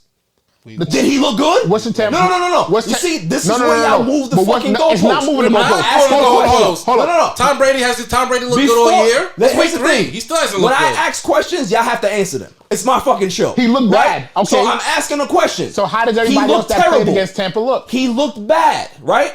What is Tampa's record? Why is this a trend with him? What is Tampa's Every record? time he How goes is it a against trend? let me finish my statement. Every time he goes against a good defense or a good team, he looks like dog shit. Why is that the case? I don't believe that's He's a true. good quarterback, but he goes against I don't believe bad that's teams true. and fucks them up. But when he goes against good and elite teams, he don't look good. But that's a quarterback you don't give $40 million to. That's a quarterback that leads your team. That's a quarterback that looks good when and looks prepared for a big game. Can you stop I'm complaining a about his Cowboys fan. I've watched every single fucking game this dude has played since he got into the league. It's been a trend since he's been here. Okay. They do not win big games. He is the black version of Kirk Cousins. All right. So you're saying to me, Were they winning big games before he got here? I don't care about that. I'm talking about him. see, how do you please this guy? the quarterback. It's not about pleasing. It's But- about what I see. But you're acting I'm like not. I'm not looking for a team to win a Super Bowl. I'm not looking for Dak to do that. I just need you to win some big games. Can you win me 1 or 2 big games in a season? Can you do that? Yeah, But goes yeah, far That's before what I'm every other asking year. for. If he would have beat the 49ers last year, do you think that I'm having a conversation about this year? I'm not, because I know that they're probably not going to beat the Rams. I know that they're probably not going to beat the Bucks if the Bucks would have won that Same game. 49ers that beat the MVP and had him looking crazy because that defense is spectacular. That 49ers But the 49ers have Jimmy G. and Dak is better than Jimmy G, correct? Aaron Rodgers I'm asking you a question. Aaron Rodgers is not? You're asking me a question where I just asked you a question. Is Dak Prescott not better than Jimmy G? Yes. Is Aaron Rodgers better than Jimmy G? Yeah, of course he How is. come they both He lost lost. to Jimmy G? We're talking about Aaron Rodgers here. He's another dude that doesn't play in big games. That's not a thing? No. So Aaron Rodgers plays good in big games. So Aaron Rodgers is the reason that they missed that field goal? Aaron Rodgers is the reason why they lost to Tampa Bay in the first season. Come on, son. What? Come on. So it wasn't the coach taking the ball out of his hands on Bro, 4th that's and 1. one play. What about the three? What about the 3 turnovers that Tom Brady? Isn't that the same coach that's That's the coaching whole Dallas thing. right now? So Tom Brady didn't throw 3 straight interceptions in that game? Yeah. How many points did they score off those 3 interceptions? Zero. How Zero. many times does Tom Brady stink This is it what up I'm for trying. 3 Y'all quarters and then move the go- goalposts all the time. Are y'all watching the same game But that I'm nobody- watching? I don't think nobody's so. doing 3 turnovers. The I dude don't had think so. 3 turnovers straight. Okay. Gave you field position, and you scored 0 points. That's on the coach, or that's on the quarterback. How many times have we watched Tom Brady not score for 3 quarters and be miraculous in the last drive of the game? Dude, that's fine. I'm saying that. Oh, God, bro. Yo, Holy dude, You shit. talking about we moving the goalposts? there's no But moving you're the the one that's goalposts. moving You're it. going against Tom Brady. He gave you 3 chances. How good is that to Tampa take defense? the lead? So the defense, they No. don't get paid too? No, of course, the defense was great, but we're talking about Aaron Rodgers here. And we're talking about Aaron Tom Rodgers. Brady. This guy won a Super Bowl We're 13 talking about Aaron to 3. Rodgers. This is But what- 13-3, that's one touchdown we're against deviating a off great the point. defense. We're deviating off the point. The point is, what I'm seeing, and it's not just me. As a Cowboys fan, Okay. it's not just me saying this. So y'all can come at me for this, but there's plenty of Cowboys fans that are saying the same thing. That don't mean they It's right. not, bro. It's not about right or wrong. It's what I'm seeing. Right, but you could be seeing It's the what wrong I'm I thing. think saying. you're seeing the wrong thing. I think if Cooper Rush starts for all 17 games, you will be a very We'll revisit sad this Cowboy. at the end of the season. that is Very some. sad I am Cowboy. not saying that Cooper Rush should take Dak Prescott's job. That's not what I'm saying to you. What I'm saying to you is that Dak Prescott needs to learn how to command that team a little more like how Cooper Rush does. Because for what I'm seeing, Cooper Rush looks a little bit more poised than what Dak Prescott looks like in those same situations. That's what I'm saying. I'm looking at 2 quarterbacks, same situations. I'm looking at one that makes hasty decisions and another one that takes his time. But I've seen Dak be poised in games. That's how he got his job. I've seen him do that. That's literally there's been My man, you've been a Dak supporter since day one. I'm not a Dak supporter. That's the whole thing. But dude, He's not elite. None of us care about him. I never said he was. And this is the reason why we don't win. My argument for him getting paid was that he was above average, never elite. Above average shouldn't get you $40 million. Yeah, it does. It does in the NFL. Yes, it does in the NFL. Did you hear what I said? Shouldn't. But it does. But it does. It's a housing market. I don't give a fuck about the housing market. That's what it is. It shouldn't. If I want a 1-bedroom in Malibu, it's going to cost me way more than a 6-bedroom in Texas. That's the whole point. That's the whole point. People are getting paid $40 million to be average. I'm the Dallas Cowboys quarterback. To be average. I am the number one team in the league. How am I not getting paid more than anybody else? You know, where was this argument when Tony Romo was the quarterback? Bro, people were making that argument for Tony Romo. I don't remember hearing it. I don't remember hearing it. So what? It. So now you're gonna play the race card for that now? Listen, I don't remember hearing it. It's a race card now? It's not, nothing to do with race. So what do you bring up Tony Romo for? I didn't say anything about race. So what does it have to be Tony Romo? He got paid. That got paid. There's no race thing. He got his money. Romo didn't get $40 million. Because nobody was getting $40 million back then. This is the bro. He got the highest paid at the time and did not deserve it. Romo got paid. Why did he get paid? He got paid because he was the quarterback of the Dallas Cowboys. What is that? The quarterback of the Dallas Cowboys. Who failed at every single chance he got. Bro, Romo failed at every chance he got. Everyone. And you're gonna skimp at the quarterback? Yeah, they should skip at that. Okay. What you're not understanding is that just having an elite quarterback doesn't mean you're going to be successful. It doesn't matter. I'm not calling him elite. You're making a statement like he's elite. No, I'm not. I said what I'm saying to you. It doesn't matter if you have an elite quarterback. So what do you rank him? What do I rank him in what? What do you rank him? He's like the 11th or 12th best quarterback in the league. 12. He's above average. Above average. How many teams in the league? That's how much it costs. I don't know what's so hard about it. It's slotted. There's one. It's slotted. You know how much these guys are going to get. I hate the Browns, right? But the Browns were smart. The Browns realized that Baker Mayfield ain't the guy. And they went ahead and went to go get Mr. Touchy. Was he not the guy off the field or on the field? Both. If he's your guy off the field, if he's the one who runs the organization, if the players look up to him, if he gives you an image that is marketable. Yeah. The Dallas Cowboys make more money than anybody else. He's marketable. No, I get that. You tell me he's not worth his money? He's not worth $40 million. Okay, you're crazy. Now, and I'm going to ask you this. You think that the Browns put Baker Mayfield in the best position to win games? Yeah, they did. Yeah, they did. They did? Yeah. Their coordinators were terrible. Stefanski stabilized that. Yeah, but I mean, and they had those two running backs. They had they have one of the best offenses right now. One of the best offensive lines, top 5.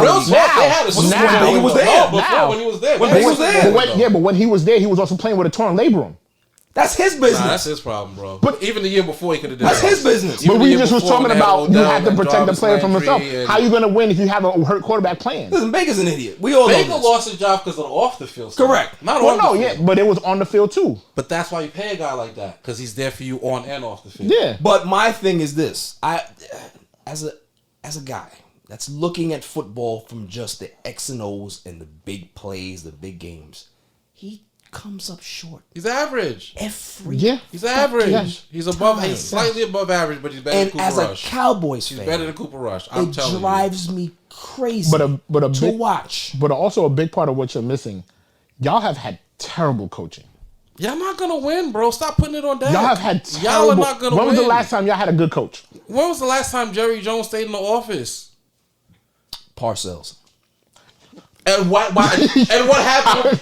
Please tell us what happened with Parcells, sir. Please tell us what happened. Did the man stay upstairs in the office, Jerry Jones, or did he come down and interfere and then bump heads with the coach? Well, listen. And until that goes away, y'all not gonna win. You're gonna leave Jerry Jones alone. Okay? Hey, listen. You're gonna leave Jerry Jones alone. Jerry Jones. It's not Jerry Jones' fault. Okay? Jerry Jones wanted to get rid of Dak, and everybody wanted to keep Dak. So he said, okay, cool. I'm going to pay him, and whatever you get after that, that's what you get. But he Jerry also hired the Jones coach. wanted Paxton Lynch and Johnny Manziel. I done took Johnny Manziel. Okay, yeah, I just look him too. I ain't gonna lie. The way he was playing, I done took a chance with him too. I don't went care. to the Browns. That shit messed up Facts. his career. He'd have been alright. He done went to Dallas. He'd have been all right. He'd have been alright. Which is why the Browns didn't put Baker Mayfield in the best position to win games. That's why God you can't damn it. use the Browns Okay? in regards to contract stuff, because they crazy.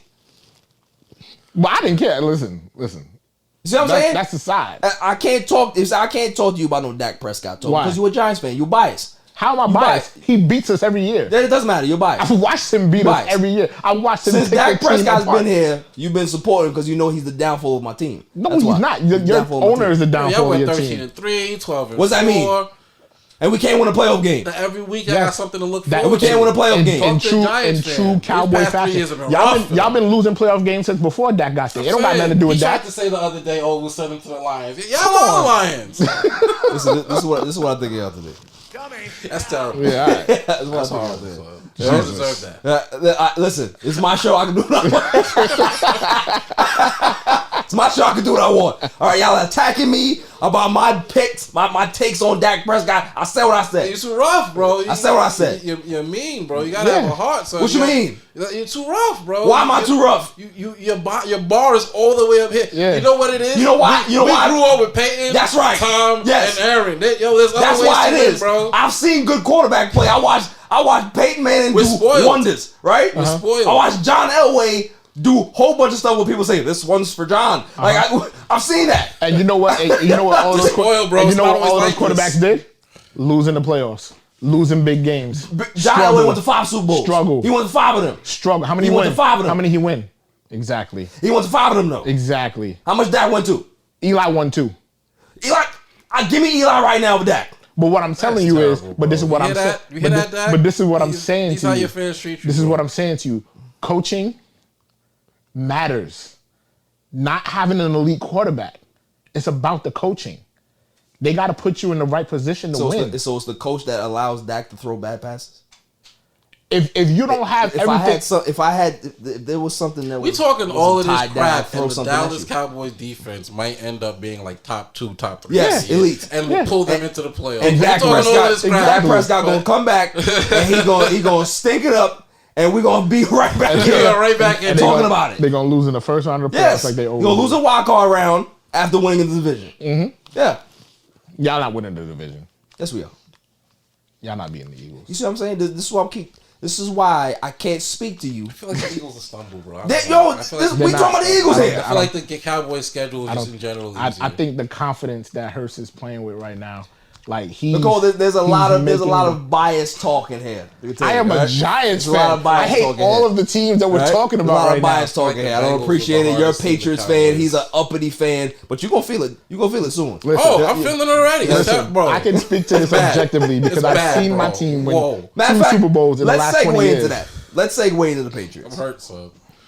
What are your thoughts on how Belichick is handling this entire situation in regards to Mac Jones? He's lost it. He doesn't realize Tom Brady's not on the team anymore. Somebody needs to tell him. No, he's trying to show that he can do it without Tom Brady. Yes.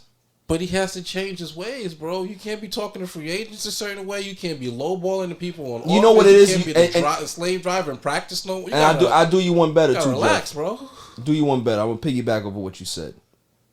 If we are really going to dissect the problem with the Patriots, I look at one issue. It has nothing to do with McDaniels leaving. It has nothing to do with Coach Pencil being there again, Matt Patricia, right? It's the fact that Belichick has drafted extremely poorly for the last decade. And the guys that he actually has hit on, he refuses to pay Paid them. him. Yeah. They don't want to play for him no more. Yeah. So now the cabinet is bare. Yeah. There's no talent there. And you have poor Mac Jones having to throw the guys that worked at CVS. That's the problem, is that they could be better than what they are, but it's Bill Belichick's stubbornness that holds them back. Yep. Right. I think Mac Jones can be a very above average quarterback, Right. given the weapons, because his IQ is high. He's a tough kid, right? But Belichick is not allowing them to thrive the way they need to. Sometimes you gotta get a fresh set of eyes, Right. on an organization, Right.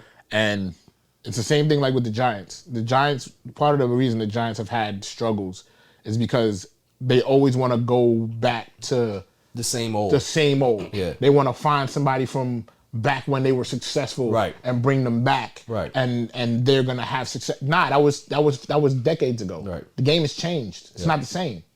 So you got Belichick, who's stuck in his ways because his ways worked for so long, not realizing that, you had a quarterback who bent over backwards to give you money to allow you to go and get more talent. Right. So you can let go guys and you can go get other stuff because you were able to build a team using the money that he was always giving back because he was always restructuring his contract. Yeah. Now you don't got people doing that anymore. Facts. It's true. So now you got to figure out, all right, how am I going to do this? I got to draft properly. But you're still the coach, and you're the GM basically. Yep. He's the overseer. You know what I'm saying? So you need a fresh set of eyes, somebody that's going to be able to come in there and look at talent a different way. Right. I agree. Your scouting department has to get better. I agree. Nah. Facts. Big facts. And that's what happens a lot of times where people get stuck in their ways. They don't want to change. Correct. It's like look at Pop. Right. Look Same at Pop thing. in the NBA. Same Yeah. thing. You know what I'm saying? They're pretty much the same thing. Yeah, that's why I said it's over. They Yeah. had Tim Duncan, they had all those guys. Those are special kind of guys Yeah. that were team first. They didn't care about the spotlight and everything. They gave back to the organization and it allowed you to be successful. Yeah. But now, when you don't have those same type of players, you're not going to have that same type of But success. at least Pop had a stay of execution because his guys loved him. They want to come back and play for him. Well- Tim Duncan wanted to come back and coach with him. Belichick pushes everyone away. Yeah. Nah, it's true. Now we're gonna talk some NBA talks after the break. Yo, this is Cigar Gents and Gals. I want to give a shout out to my boy Barry for All Even Podcast. Keep doing your thing, bro. Killing it. Welcome back, y'all. So before we get into any NBA talk, we gotta do NFL picks. Jesus. You know, I have to do my tally over the last 2 weeks and see how that goes. But yeah, let's get into it. First game we have the Commanders at Cowboys. Cowboys are -3. Who you guys got? I had Cowboys all week from Monday. Cowboys? 3.5. I jumped on that before the line moved. Pardon me. Cowboys fans are crazy. Them and Yankees fans are absolutely nuts. You guys make the line move all the time. So anytime a Cowboys line comes out that I like to jump on them early. It's a little scary for me. Cowboys do not play well at home sometimes. You ain't gotta worry about that. Cooper Rush is the quarterback now. Okay. But I think Micah Parsons is going to eat lunch on Sunday. Parsons and Lawrence. Yeah, I don't think Washington line can hold him down. So I think the whole line is gonna. I think the Cowboys might win by 2 touchdowns. To be honest. Wow, 2 touchdowns. Interesting. What about you, Bish? Yeah, I got the Cowboys. Cowboys? Everything he said and just the line, man. Yeah. I seen it firsthand last That week. line Michael is Parsons dangerous. And Yeah. Dexter Lawrence, they gave Evan Neal nightmares. Oh, I felt bad for Neil. Nightmares. Yeah. So yeah. He has a lot of work to do. Yeah. Yeah. But I mean, he's young. So. He's young. It's first year. They said the same thing. They said the same thing about Andrew Thomas last Right. year. He's a bust. Terrible. They should have drafted Worth. They should have drafted Becton. And now look, Right. Andrew Thomas is one of the top 3 There you tackles go. in the NFL. Got to give him time. Linemen need time. Yep. Right. So we're clean sweeping on the Cowboys. Next one we got is Vikings at Saints. Vikings are -3 on the road. Yeah. Is Jameis? I don't think Jameis Jameis is is not playing. playing. I think Michael James Thomas is not is playing. out. Michael Thomas is out. Yeah. That's, Kamara is Kamara playing? Even if I he think is, Kamara is, I but don't think he's who's really even their happy backup? with the team right now. Quarterback or running back? Ingram. Quarterback. Oh man. Is it still that dude? No, Hill is tight end now, and he's definitely gonna take some snaps. Who's the backup? Fantasy, Yeah, who is if you the want That's to what I'm call saying. him, So, you yeah. want to. So we're gonna go with the Vikings. Definitely gonna be Vikings in a route. Although Kirk Cousins hasn't been playing too well, I think he bounces back and has a great game here. And maybe Jefferson might actually have a game. But No, I think he's not. He's going against Marshawn Lattimore. that's the thing. The Saints, listen, the offense might be what it is for the Saints, but that Yeah. defense is still legit. Yeah, but You know they what got I'm saying? Madison. They got Yeah. Thielen. I think they'll be okay. Yeah. Browns at Falcons. Falcons are at home. Browns are -1. I'm gonna take the road. Falcons on that. I'm one. taking the You're Falcons. taking I'm wow. taking the Falcons. Yo, Mariota has been balling. Okay. This year. Okay. And, Cordell is hurt though. And Hollywood Brown, who we were talking about earlier, he's actually been playing like a competent wide receiver. He's on Falcons. He's on the Falcons. Yeah. He's on the Falcons or he's on the Cardinals? Nah, Hollywood Brown is on the Falcons. He's on the Cardinals, He's bro. on the Cardinals. Yeah. I'm bugging. So which Brown? I could have sworn it was that. Might be another Brown. Yeah. Maybe I'm bugging. Then. Yeah, I'm might be bugging. My another fault then. But yeah, Mariota at the end of the day, Mariota's been playing. Yeah. I mean, I like the way they've Yeah, looked. they've been frisky. I like the way they looked. like Kyle Pitts is turning. I think he's arguably, to me, he's becoming the best tight end in the league. Like I just the way he is tremendous. He is tremendous. They don't scheme for him. They don't call the plays for him Yeah. to be His right successful. running Because the thing is, he has the ability to just be a wideout. Yeah. Like you can line him up, and he'll be successful either way. You know what I'm saying? Like he's a talent, man. But I definitely, I think the Browns' defense. Even They're without solid. Myles Garrett, yeah, they're solid even without Myles Garrett. And that's another story that we didn't even really cover like that. But he's on the mend, getting better. So shouts out to Myles Garrett for that. But yeah, I think I'm gonna lean Browns. I liked what I've seen out of Brissett since he's been the starter. He's poised. His teammates love him. He's always been a very good backup quarterback that hasn't really gotten the respect in the league. So I like the Browns to win this game. Next game we got is the Seahawks at Lions. Lions are -3.5 at home. That's my game of the week. That's bro. interesting. Game of the week? No. Not like as far as watching, as gambling. Okay. I just feel like this is the one that pops out to me the most, the easiest line to read. The Lions have been putting up 30 points. They've been fighting. They're losing, but these are last minute losses, and they are in every single game. No Swift though. You think that affects them? I think. Oh yeah, no Swift and no. And no Williams. No, the other St. guy. Brown, I'm in Ross St. Brown. Yeah. Yeah, but I mean, like I said, there've been a lot of playmakers on the team. I feel like I like the way they move the ball. The Jared Goff has kind of been balling in his own little way. Who? Jared Goff. He's Who? been. Come on, man, don't do that. But Hey. Geno Smith or Jared Goff? Because that's what That's what it's ball. Yeah, for real. The reason why I'm asking you who is because you know who. Here's my villain stuff coming out again. You know who Jared Goff reminds me of? Who? He looks like Jamie Lee Curtis. I don't understand. I don't understand how your brain works. I mean, it is. But Oh man! But yeah, now I'm with you, man. I got the Lions because I don't trust Geno Smith. Geno Smith is the reason why I switched from my Jets fandom to Cowboys fandom full time. So anytime Geno Smith plays, it just angers me even more. I'm going Lions since the first half of the first game. Yeah, exactly. Talking about they wrote me off. I ain't right back. You still ain't right. Hell, you talking about, man? The next game we got is Titans at Colts. Colts are at home, and they have Colts -3.5. Now, this is an interesting game because I think the Colts defense, the first two games, it was dreadful. Yeah. But last week against the Chiefs, they showed up. That defense looked just like that defense is supposed to look. Jonathan Taylor is who he is. He's a one-man gang. I think their wideouts are looking a little better. Pittman is healthy. So I think I definitely have the Colts winning this game. You're looking at the Titans right now, and they're extremely one-dimensional. They have no weapons on the outside. Tannehill is not getting the same time that he normally gets. And when you can be able to scheme against Henry and just load the box up, it's pretty easy to contain him right now. He's not having that great of a season. He had a good game last week, but I mean, it's easily to scheme if you have the weapons, right? I think I'm gonna go with the Titans on this one. Yeah, me too. Points. I'll take the points. I don't know if they win. I feel like it's a close game, and I feel like it's a field goal game. So with Indy with the hook, I'm gonna take Titans. I think it's gonna be like a 23-20 game. Interesting. Yeah, I can see it keep So it close game. Yeah. I can see that. Okay. Yeah, close Okay, game. that's fair. Next game is for you, Bishop. Bears at Giants. Giants are -3 at home. We got two bad quarterbacks going at it. We got two good defenses going at it. Bears are banged up in regards to their running back situation. Montgomery's not playing, but Khalil Herbert looks amazing. Phenomenal, yeah. So And our run defense is hurting because we don't have Right. Leonard Williams. Banged up because that kid looks special. well, I mean Montgomery is the guy, but Yeah. but that Herbert kid is special. And so who you guys got? I think I am. I'm not gonna be biased. I like the way the Giants have looked. I think Dable has given them real good confidence in life. I like the way Saquon has looked as well the first 3 games. So I'm definitely leaning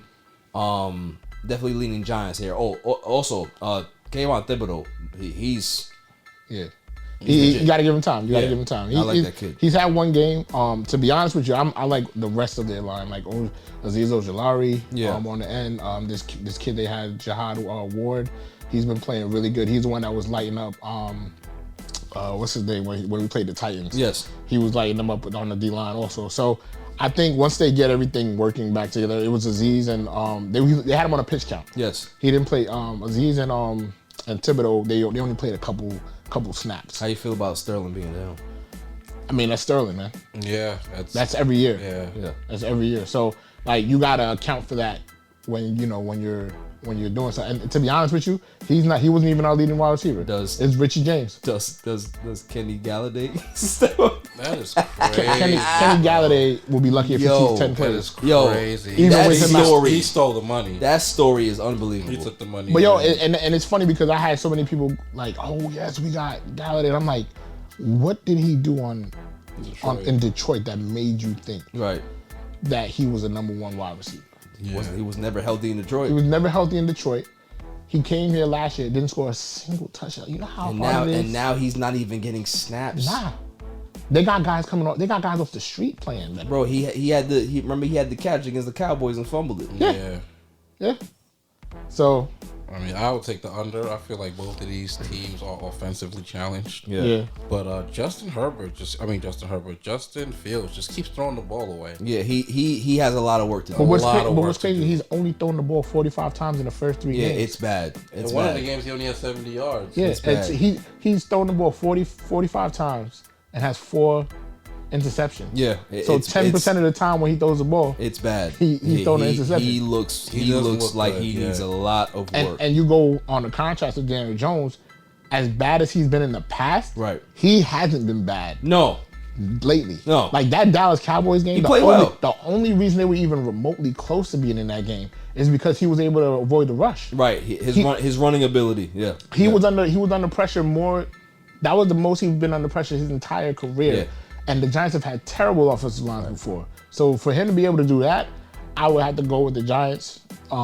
Just because I think he can do a little bit more. He's been doing it a little bit longer. He's a little bit more poised right now. So Facts. Big game coming up after this. Jaguars and Eagles.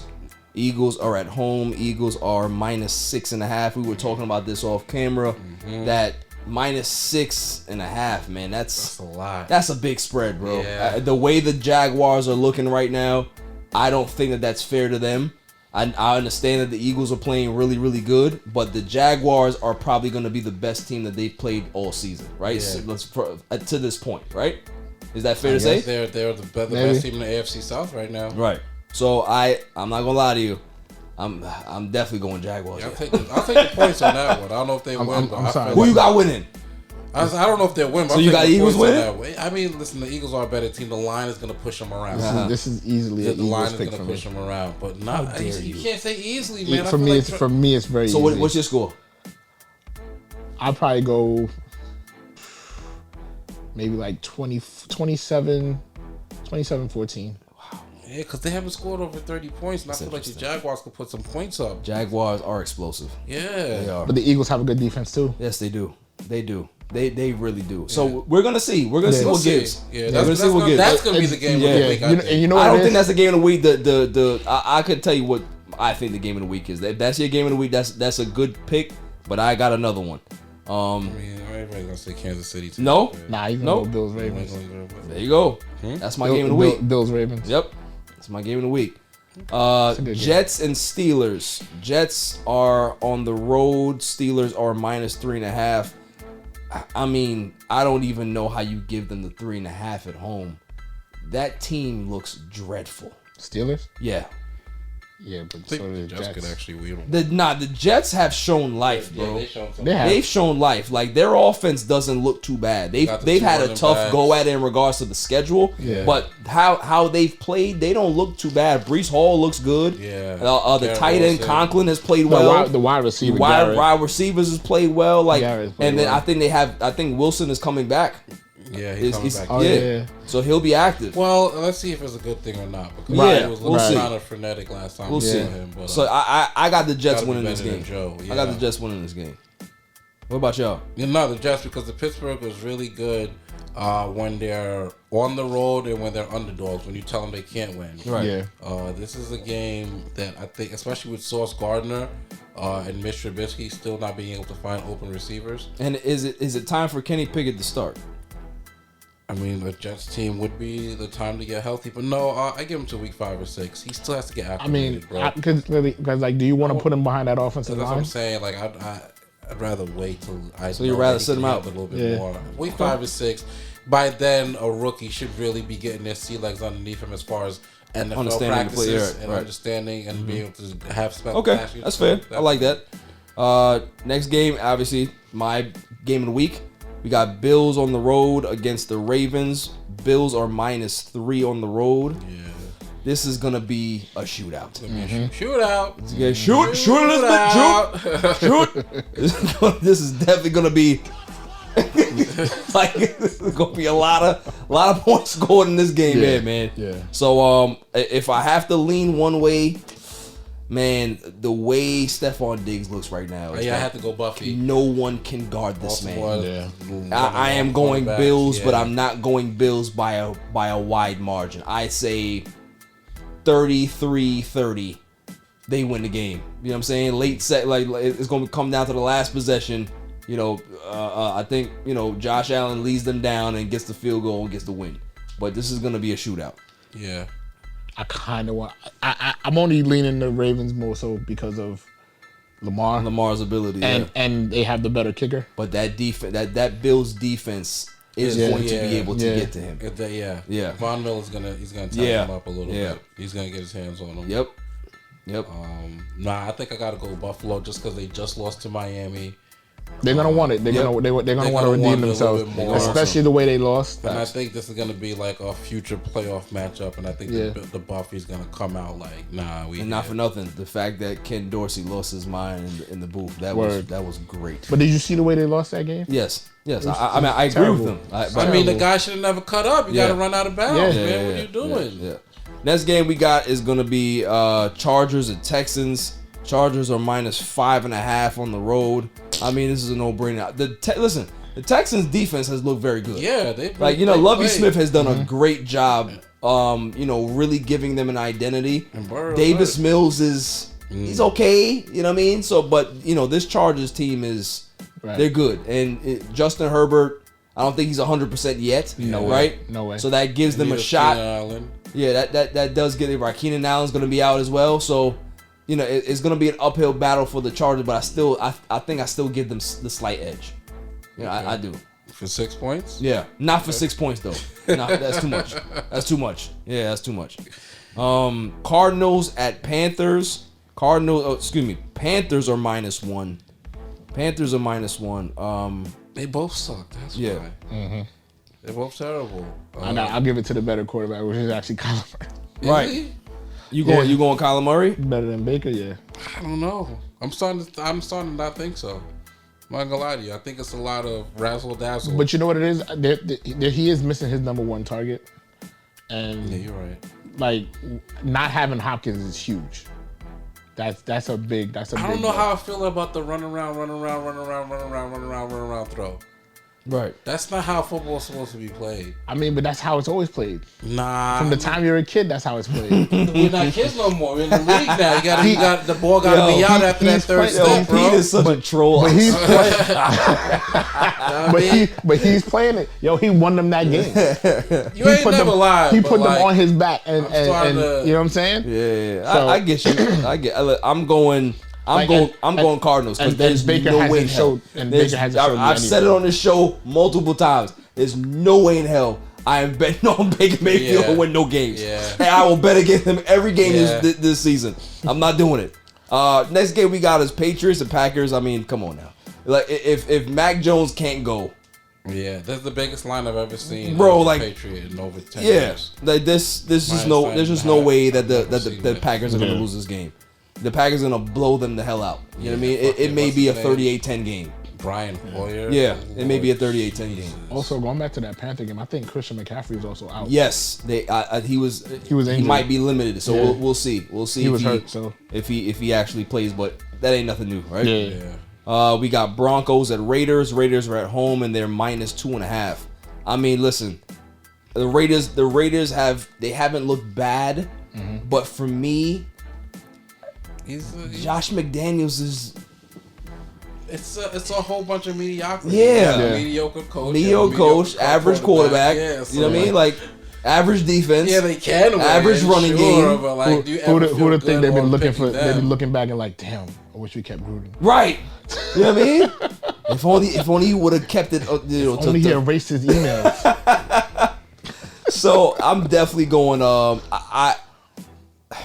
As much as we say that the Raiders are average, the Broncos are god awful to watch. Terrible. So I am leaning Raiders here. They're at home. the I'm perfect leaning example of how important coaching is. Raiders. Yes. Yeah. Yes. Like I haven't seen a coach look this incompetent since Adam Gase. Absolutely. That was bad. Too. All that let's ride bullshit in the off season. We gonna see. We gonna see what's up. We got the quarterback bowl that I like to call it. Chiefs and Bucks. Bucks are at home, and this is an even spread. Because I feel like the defenses. This is a pick 'em. I feel like the defenses are both. I feel like the defense is going to be the one to play the bigger part in both games. To be honest with you, Tampa Bay's on fire. The Chiefs, they getting Chris Jones back, right? He was hurt. Yeah. So I think it's going to be way more defensive than we think. Patty Mahomes still doesn't have a number one receiver. Yep. Outside of Kelsey, of course, but And he hasn't looked like Mahomes except for that one game. Right. yeah. So Back to what we was talking about that time. Yes. The cheetah's gone. Right. It does look like listen. You know, listen. You have a receiver like that who could take the top off the Yeah, defense man. and catch It just matters. about anything you It can throw at him. matters. It matters. Yeah. That home run play is gone. You know what I mean? Like you don't have Aaron Judge now. You have a whole bunch of guys that can hit singles. Yeah. But that's And not him, man. Not driving in runs, Don't, right? and nobody said that here, but I do hear the lazy analysis out in like the sports world. They could have paid him. Yeah. They They chose not wanted They to chose keep not him, to. but they no, they didn't. They, no. What I'm saying is that they wanted to keep him at their price. At their price, right. They're You know like, what I'm oh, saying? you're a slot guy. Why Right. are we giving When you they- when extra they money? know And it's like, bro, full it's well. Tyreek Hill. Right. Just give them the money. Right. So I mean, listen, man. They're still an adequate team. They're still above average, but they don't not have the their same. home run ball Yeah. anymore, right? Yeah. So you But know, we'll see. but who's going to be there for the Patriots? I think is Evans. Evans should be back. You mean for the But Bucks? I mean for the Bucks, yeah. Evans should be back. But Evans should be is he- back, but I mean it's still a mash unit. Yeah. You know, they got Beasley, they have Russell Gage. They just got Beasley too, Right. so he's still getting acclimated Yeah, to the they- offense. they- Evans don't really work without that good slot receiver. That's why he needs Godwin. Not that Well, he Godwin's can't, supposed to be he's back. Older. Godwin's and supposed to be back. it's just- Right. Yeah, he just can't. He's not catching 10 Yeah. balls anymore. Godwin is supposed to be back though. I think that's what they said. Yeah. So, and then we got the Monday night game. Monday night game, Rams and 49ers always the divisional game is always gonna be tough. Didn't the 49ers beat him like 5 times in a row? Correct. 49ers are minus 1.5 at home. No, I'm taking the Rams. They heat up finally. Yeah, I got the Rams winning this I got game. Rams winning I got this. the Rams winning this game. I think the Rams are just more of a complete team. The running game is a little suspect to me right now, but the offensive line is not. They're not protecting. You know, Whitworth being gone matters to them. You know what I'm saying? Like he was their guy. So you know they have some issues on that line that they have to adjust. But You know, they got Jimmy G Cooper Kupp. should be good this game though. Should be. Because the last two, remember, they didn't give him a playbook in the whole season. Right. They had him practice on the other side of the field so he couldn't be with the teammate. Well, I mean, he knows the playbook. You still gotta. You would still want to go over it and the whatever. It's all about practicing with the number ones. You know True. what I mean? Like, getting that chemistry. Things change a little bit. So like, I think he finally. I don't know how good he's gonna be. I think Kittle has a good game. I think Kittle breaks out. So that's gonna be a good one. Yeah, That's gonna be a good one. Okay, that's good. NFL picks are done now. In regards to your basketball team, Oh yeah. training camp. Knicks and Nets. He's a Nets fan. Oh yeah. Training camp.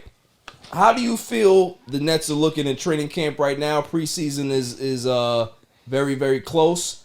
What are the biggest stories out of net camp right now?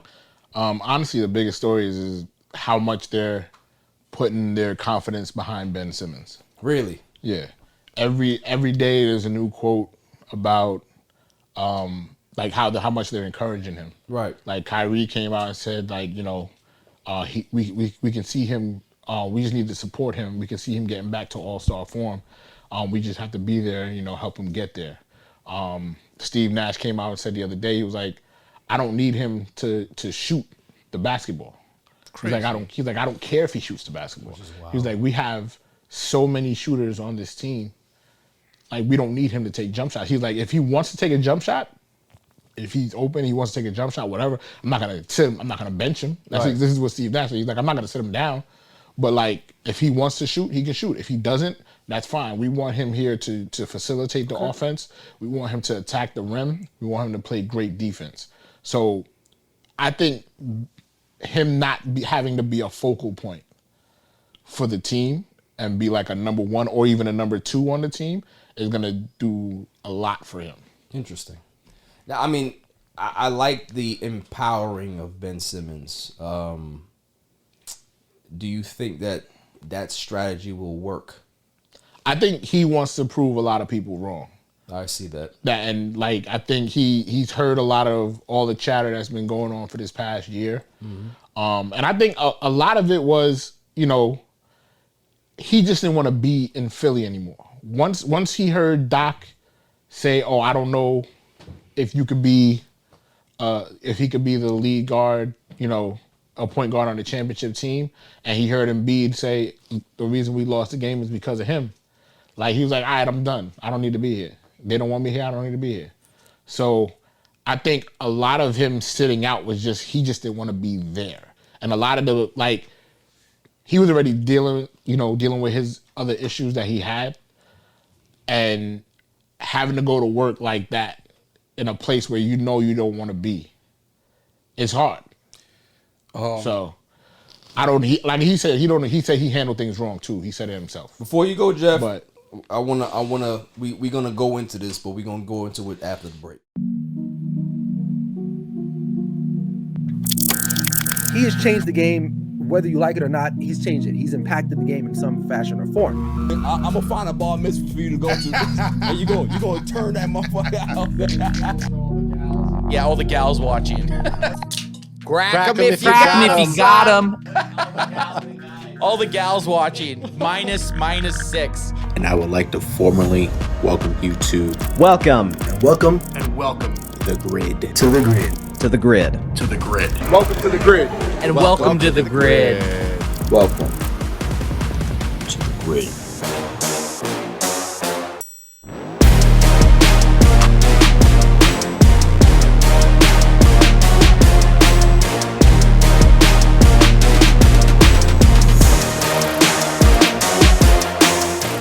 Welcome back, y'all.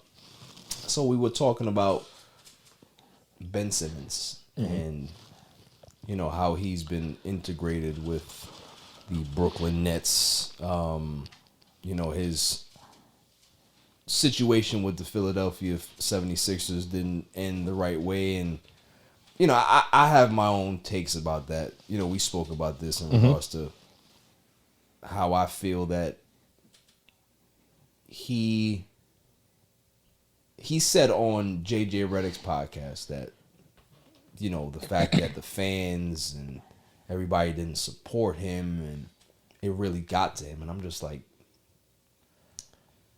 You're in fucking Philadelphia. Yeah. You're in the NBA. You are the number what pick?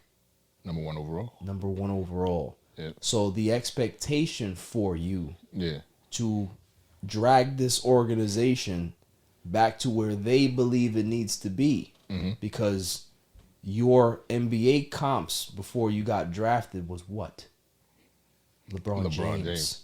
But that's not his fault. No, it's not. I'm definitely not putting it on him. Yeah. What I'm saying is that when that's the expectation that's put on you, and you don't show that, right? And then you have the type of series that he had in regards to the mental gaffes that he had, the lack of shooting the free throws, the lack of trust that Doc Rivers had in him in regards to those situations, the lack of trust that his teammates ended up having in him with Embiid.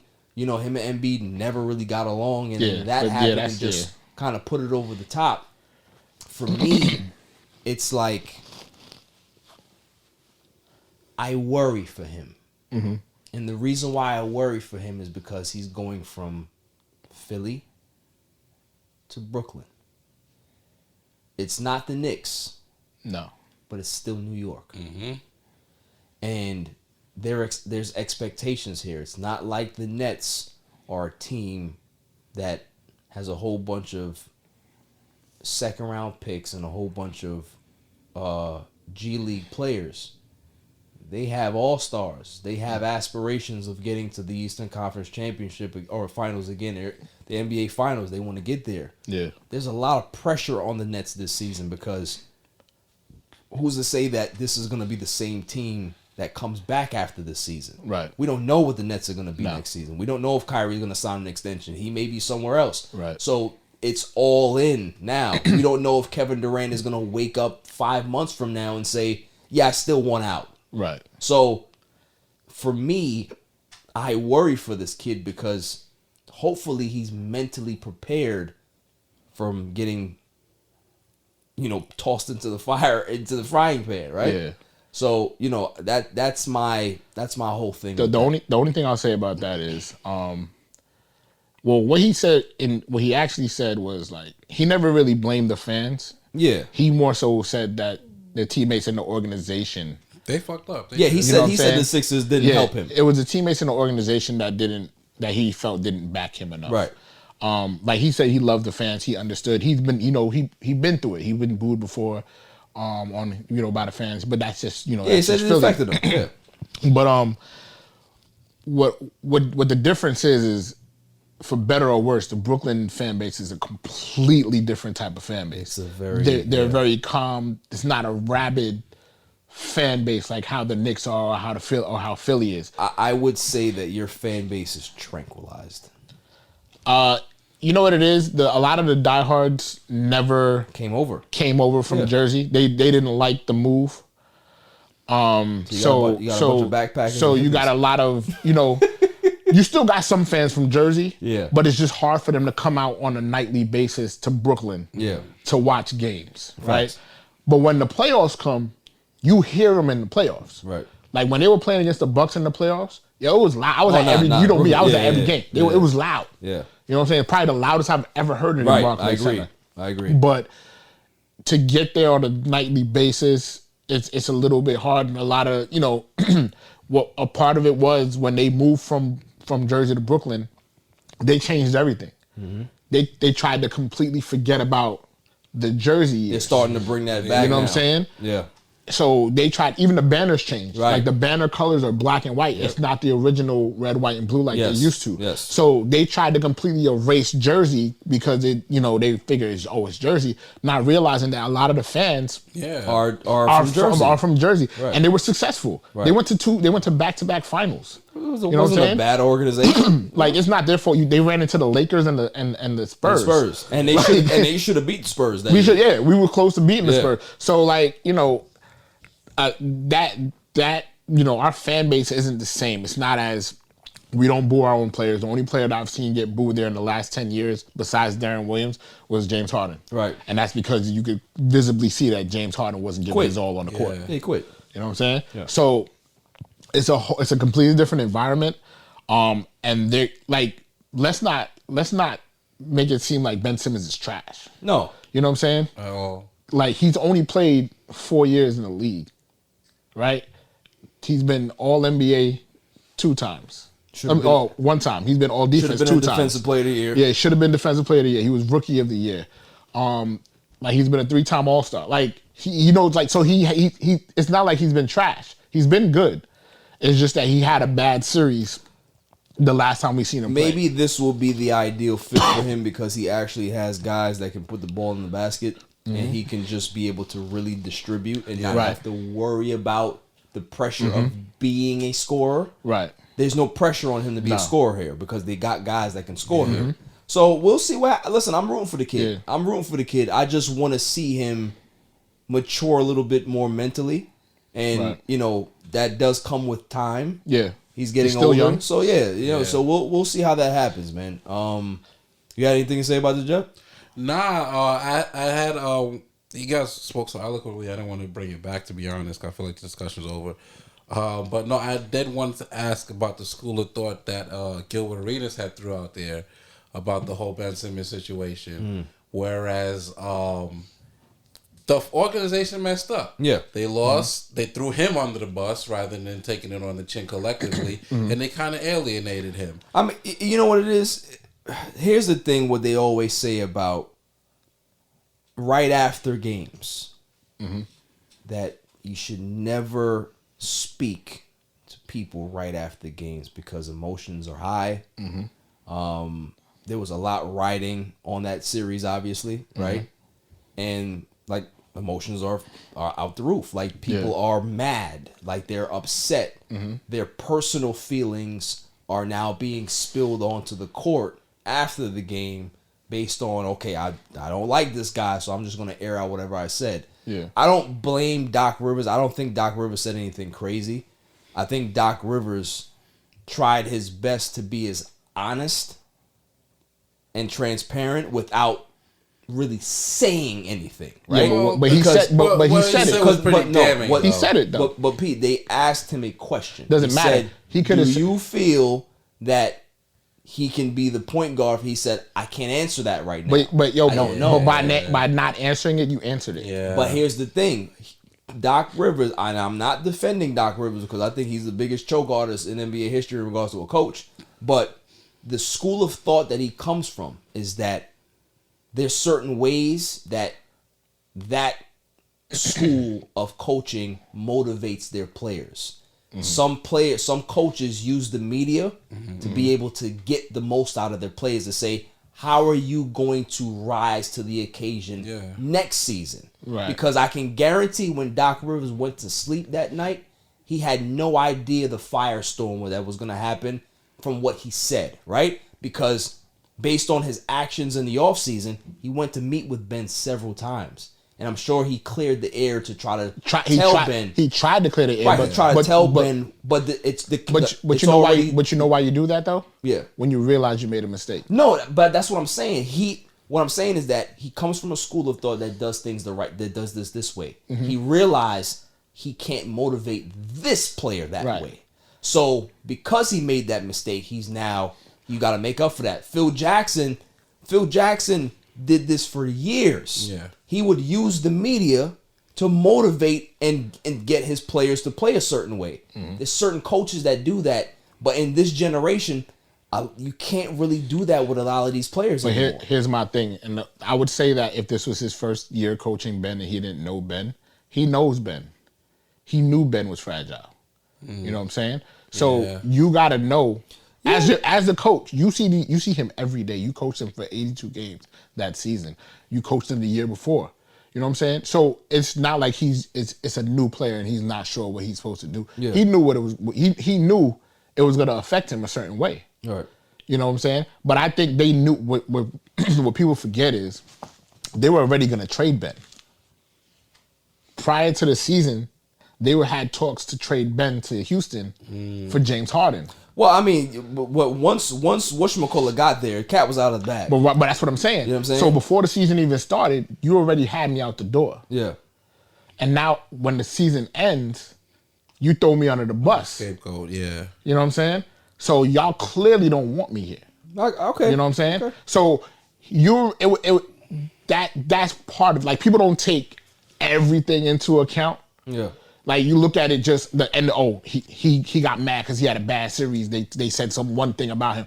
It's cumulative, and he even said it in the podcast. He was like, it wasn't just the last game that messed him up. He said everything was cumulative from his whole time being there. Mm-hmm. And I think a big part of that is Embiid being his teammate. Embiid is the type of dude that doesn't hold his tongue. That's why I think he's going to be okay, because what I was trying to get into, you kind of started to segue into. Yeah. He was wronged by the organization. Once he's wronged by the organization, he now no longer wants to be there. Yeah. There's not that many ways to get off of an NBA team. Yeah. One of the ways is my back tightened up. Yeah. Now, I don't like that, though. Now that his back tightens up and he's on a new team, they're on the playoff run. There's turmoil everywhere. Mm-hmm. Even if I can play, I haven't played in a year. When I get on the court, if I'm less than what I'm supposed to be, this now goes from being their issue to now I'm the problem. Yeah. Also, I'm trying to sue a team for $20 million because of some shit that they did wrong. I can't just now go over here and start hooping. I got to finish this lawsuit out. So now that all of that is behind him, he's gotten his money, he's gotten his severance. There's a team ahead of him, not behind him. I think he's gonna actually do really, really well this year. Jeff, I ain't gonna lie to you, man. That little soliloquy you went on just now. Oh, good for you. Nah, that was good. That was good. I respect that. I like that. Yeah. You guys brought the heat in this segment. I appreciate that. I like what was going on here. Yeah. You know, you guys made up for that Dallas Cowboys segment. You guys, but yeah. But I agree with you. Listen, I think he's going to do fine here. I think he's going to do fine. Just like I said, I hope that mentally he's ready. Yeah. Mm-hmm. For this, I think it ain't gonna be rose on top. Yeah, if you thought Philly was most of the slings and arrows though are usually gonna go to Kyrie. Of course, yeah. You know what I'm saying? But it's warranted. Kyrie's a magnet for the slings and arrows. We don't have enough show. Yeah, we be here for 4 hours talking about this shit. I'm good. The only thing for the Nets, what they need is gonna be health. Right. And that's been their biggest issue. Yeah. So like Joe Harris is finally back. He's a full go. Ben Simmons is a full go. He's back. Right now they said Seth Curry he's not 100%. He says he's like 85 to 90. Close enough. Like he can do everything except full 5-on-5. Okay, so they just gotta ease him in. Yeah, same thing with TJ Warren. TJ Warren still, his foot. He's been out of the league for 2 years. Yeah. So he like right now that he said his foot is healed. He said his foot is 100% healed, but like right now the doctors just want to make sure everything else around it is good before they make him full go. When you mess up your foot, you have to. You gotta. That's one thing, but you gotta retrain yourself. How to walk, how to run, how to jump shot, how you land, everything. So that's why it takes people longer to be able to come back from an injury like that. Yeah. And it's worse when you're a big man. You know what I'm saying? Like for a guard like him or forward like him, it shouldn't be too bad. He'll be all right. He's athletic, but it's tough. But you got to make sure like when you get an injury like that, you got to make sure you got to take care of everything else. And like before that, you probably never really took care of certain things like that. But once you get that type of injury, you got to make sure the calves are good. You got to make sure the quads good, hammies. You got to make sure everything is good before it'll fully heal and let you get back to who you're gonna be. So we don't want TJ Warren on the court with those orthopedics, like those heels that are like this big. we don't. You know what I'm saying? Because I throw off his whole shot. He gonna be on the angle now. Man, he gonna be on. We don't want that. I just send the defense. I send the offense that way. Just go that way. Go that way on him. But from everything it looks like in camp, everybody looks happy. Okay. They got Morris there for a little toughness. Markieff Morris.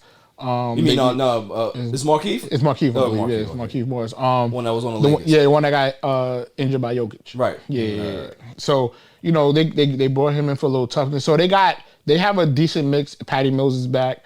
Claxton's back. They got a decent mix of veterans and young guys. With Cam Thomas and them, they got Sumner from Indiana, so they got a good mix of youth and veteran players. Nice. So it's all about getting the coaching staff right. And they got this new Igor. I think he was the assistant coach in Dallas. Yes, he was Luka's guy. They got him to run the offense. Okay, so that Steve Nash, could just all he has to do is manage the egos. But Igor is going to be the one that's really setting up the offense. They got Jacques Vaughn setting up the defense. Like he said he's sectioning things off, almost like how a football team does. Okay, so we'll see how that goes. We'll see how that works out. Moving on to the team of topic on everybody's brain except Bishop, because all he cares about is the Nets, is the LA Lakers. LA Lakers have had a tumultuous offseason. Russell Westbrook has been in trade talks since the offseason began. And he's been in trade talks since before the season ended. Until yesterday, they were still talking about the Pacers deal. Now, I seen some reports come out that Darvin Ham has been tinkering with a certain lineup.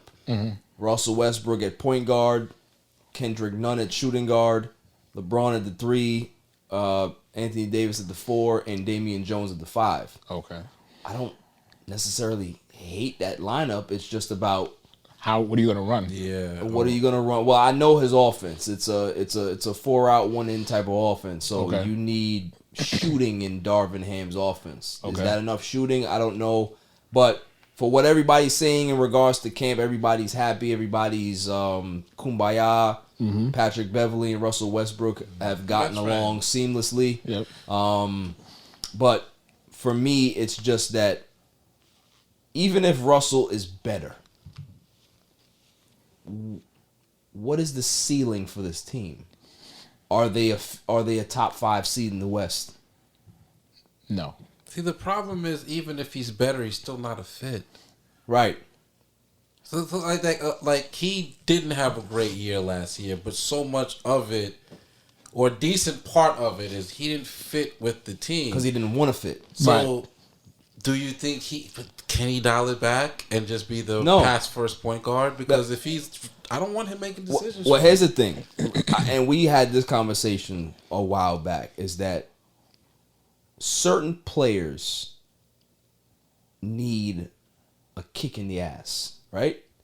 Vogel wasn't the guy to do that because Vogel was a lame duck coach. So Vogel can't really put his foot down with a Russell Westbrook because he's fighting for his job, right? Right. So it's more, okay, well, whatever the organization wants, or I'm going to see how this goes, see what's going to be able to maximize wins for me because that's what's going to keep me here. It didn't happen, so he's gone. Darvin Ham is now here. Right. Darvin Ham has been empowered by the organization to do whatever the fuck he wants to do, right? So Darvin Ham can start Russell Westbrook. He can bench Russell Westbrook if he wants to. But the one thing that is really different than last season is that Darvin Ham don't take no bullshit. Darvin Ham is the type of guy that can look Russ in his face and say, whatever you giving me is not what I need. Right. The tape says it all. Like, we in film study, you see what's going on here. I'm not singling you out. Your play is. Right. So it's all about that. So he has a coach that finally, because we talking about historically here with Russell Westbrook, he's never had a coach to call him to the carpet. Scott Brooks, never called him to the carpet. Billy Donovan, never called him to the carpet. Mike D'Antoni, never called him to the carpet. Scotty Brooks again, never called him to the carpet. And Vogel didn't have a chance to. Didn't have a chance to. So now you finally have a guy that's empowered to do so. He's gonna have two choices. It's either he gonna comply, or he's not gonna be in the league anymore. Get down and lay down. Get down and lay down. Facts. Not part of his game at all. So it's like, and I told my man Kev. Shouts out to my man Kev. I told Kev before Russell got traded here. I said, I don't see a situation that if Russell continues to behave the way he is in regards to, I'm Russ, you gotta let Russ be Russ. Yeah. That he's gonna be in the league in 2 years. Nah. I think he would have to be forced to retire. Yeah.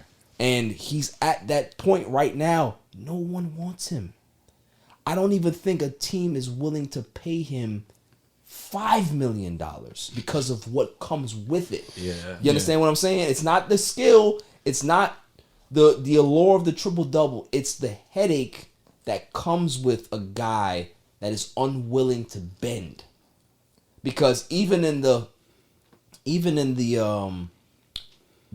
interview that he had in media day, guy asked him, how do you feel if you have to come off the bench? And he scoffed. Now, is this a guy that really is being humbled by the situation and saying, listen, whatever the situation is, I'm willing to help the team. If it's whether me starting or finishing games, it really doesn't matter. I have to impact the game whenever I'm in there. Yeah. You scoff and then you answer the question. Yeah. It means that you're not answering this question in a way like he was very combative. Right. When he didn't even have to be. We're talking about media day. That's how Russ is. We're not talking. You haven't played a game. That's how Russ is. And that's the problem. Is that for the rest of the season, people have to worry about you being this way. It's a problem. But it's a $47 million problem that Genie doesn't want to say, okay, we just got to trade our assets and trade them away. No, fuck that. Let him stay there and let him figure it out. If he doesn't figure it out, then we'll ask him to stay home. Right. That's his choice. We're not trading you. We're not giving up any picks for you. It's either you comply or you stay home. Yeah, he put their backs to the wall with his play. Yeah. So there's nothing really he can say about that. And I mean, on some level, I think he knows too, because other than the Westbrook thing, he's not out there on social media fighting it. The problem is though, you're not making the adjustments either. Facts. I don't need you to be the quiet soldier. I need you to be the dutiful soldier. I need you to do the job. Right. So let. I don't think he's going anywhere, and personally, I don't think $47 million should be sitting at home. So hopefully they can find a way to make it work with him. See, the problem with him is he seems to have forgotten how to even play basic basketball. Yes. Like, I've never seen somebody miss so many layups or hit the side of the backboard. Like, he hit the side of the backboard multiple times in one season. You know who Russell Westbrook reminds me of? You guys are going to find this funny. You remember the movie Little Giants? Remember the movie Little Giants? Yeah. With football team. Hot hands. He is hot hands. Hot hands couldn't catch shit. Yeah. And then they had to put the sticky stuff on his hands. Yeah. He has the worst hands I've ever seen. Yeah. For a basketball player. Worst hands. But it's so crazy to me because when he first came into the league, he used to kill off that foul line. The mid-range jump shot. Yeah. He used to come down court, speeding down court, stop on a dime at the corner of the foul line, pop a jumper. He can't even do that no more. Have you seen his form? Yeah, he got that hitch at the top. It changes every time he shoots it. Every time. So, listen, we're going to see. I don't have much optimism because I knew what this was going to be even before he got here. I called it. I know what this is, and I know what it's going to continue to be. So as long as he's there, you don't feel like your team has a chance? No, not at all. Moving on. We're going to talk a little baseball.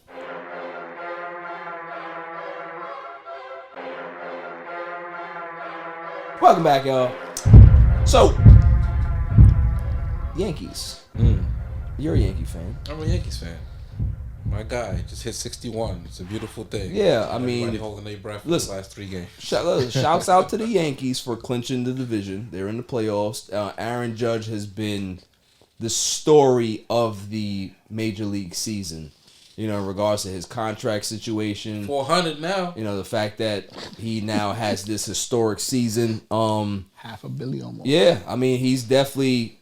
The Yankees have no choice but to pay him. Nope. You know what I mean? Yep. But what are your thoughts on their chances of getting to the ALCS World Series? Do you think that they are do you think they can beat the Astros? Because I don't think they can. Or hopefully they're not banging on trash cans still. I think we come on. You gotta let that go. I can't. I think we definitely have a chance. We definitely have the hitters, but I feel like our hitters have been quiet this past at least month. Whereas Houston has risen, And even though everybody wants to see that LA New York World Series, I don't know. But at the end of the day, what I can say about the Yankees, I do feel like they're battle tested. I do feel like they're ready for the playoffs. Yeah, Houston has a lot of glitz and glamour during the season. But I think when it comes down to like meaningful playoff baseball, I don't know if our team's gonna let us down this year, bro. I think we're ready to step into the cage. We've been here too many years. We've had this core for a few years, and if they don't do it this year, then when? So I have my belief in the Yankees. I mean, I see that side of it that, you know, it's probably now or never for you guys, but the problem that I have with the Yankees is if you do go against the Astros, you can have Aaron Judge, you can have Giancarlo Stanton, you can have Garrett Cole, you can have Paul O'Neill and Derek Jeter come out of fucking retirement. That's not what the problem is. The problem is that you have Dusty Baker against Aaron Boone. Mm-hmm. They have Dusty Baker. You guys don't. And when it comes to X and O's and those little fine details that win series, edge goes to Houston. So, and we all know that the power game doesn't play in the playoffs. It's about pitching. Yeah. It's about timely hits. And it's about what decisions your manager is going to make. So, I think the Yankees have a shot. I'm not going to say that they don't have a shot, but do I think that they're the favorites? No, I don't think that they're the favorites. I think that they should do everything that they possibly can to be able to avoid the Mariners because the Mariners are hot as well. Yeah. So the fact that the Yankees won a division, they're getting a bye, which is great. But, you know, we'll see. We'll see who steps up other than Aaron Judge because Aaron Judge has been amazing. We're talking about over 300, 61 home runs. You know, he's battling for the Triple Crown. He has 2/3 of the Triple Crown right now. Yep. So, you know, he's done all he can to keep them afloat. He was literally the only person hitting for the last few months when the Yankees were on a slide. He was the only one that was still producing. Yeah. So, you know, shouts out to the kid, man. I think he definitely is this generation's or this era's Jeter. You know, kids looking up to Aaron Judge, and he's a good guy, marketable, speaks well. He would be the next one that you could call the captain. He will be the next one to probably get that C. Yeah. So you know, shouts out to Aaron Judge and the Yankees. You just gotta hope that part of the struggle has been everybody's been so captivated with the chase for the home run. With the home run record that their struggle once they got it, they now hit too that many home runs and then they don't know how to hit. That's the problem. They bash too much and they don't know how to actually get a single. It's the problem with the Yankees. How about you hit it over there? No, we can't do that. We got to hit it over the fence. I wasn't trained to hit it there. Well, I was trained to hit it here. When you got a fence that's like 5 feet. That is true. You got when you're playing a bandbox. You know, playing a bandbox. So every Yankee fan says it's not a bandbox. It's actually regulated. That's a fucking bandbox. Because most fly balls that I see in Citi Field is a home run in fucking Yankee Stadium. Yeah. Listen, we know what we're doing. Bullshit. Anyway, we're going to talk about the real team. Okay? We're going to talk about the real team. Real team in New York Mets. Okay? We've been the story of the year. Very good. Pitching's great. Lindor's great. Pete Alonso's been great, 40 home runs. The fans have been great. Uncle Cohen has been great. Uncle Cohen has been great. Uncle Stevie. Yeah, Uncle Stevie has been fantastic. I mean, bitch, you are a Met fan like myself. Yes, sir. I think you've enjoyed this season more than probably any other Met season in recent memory. Since 2015. Yeah, I think this one is a little better than 2015. A little bit, because we've been in the front the whole time.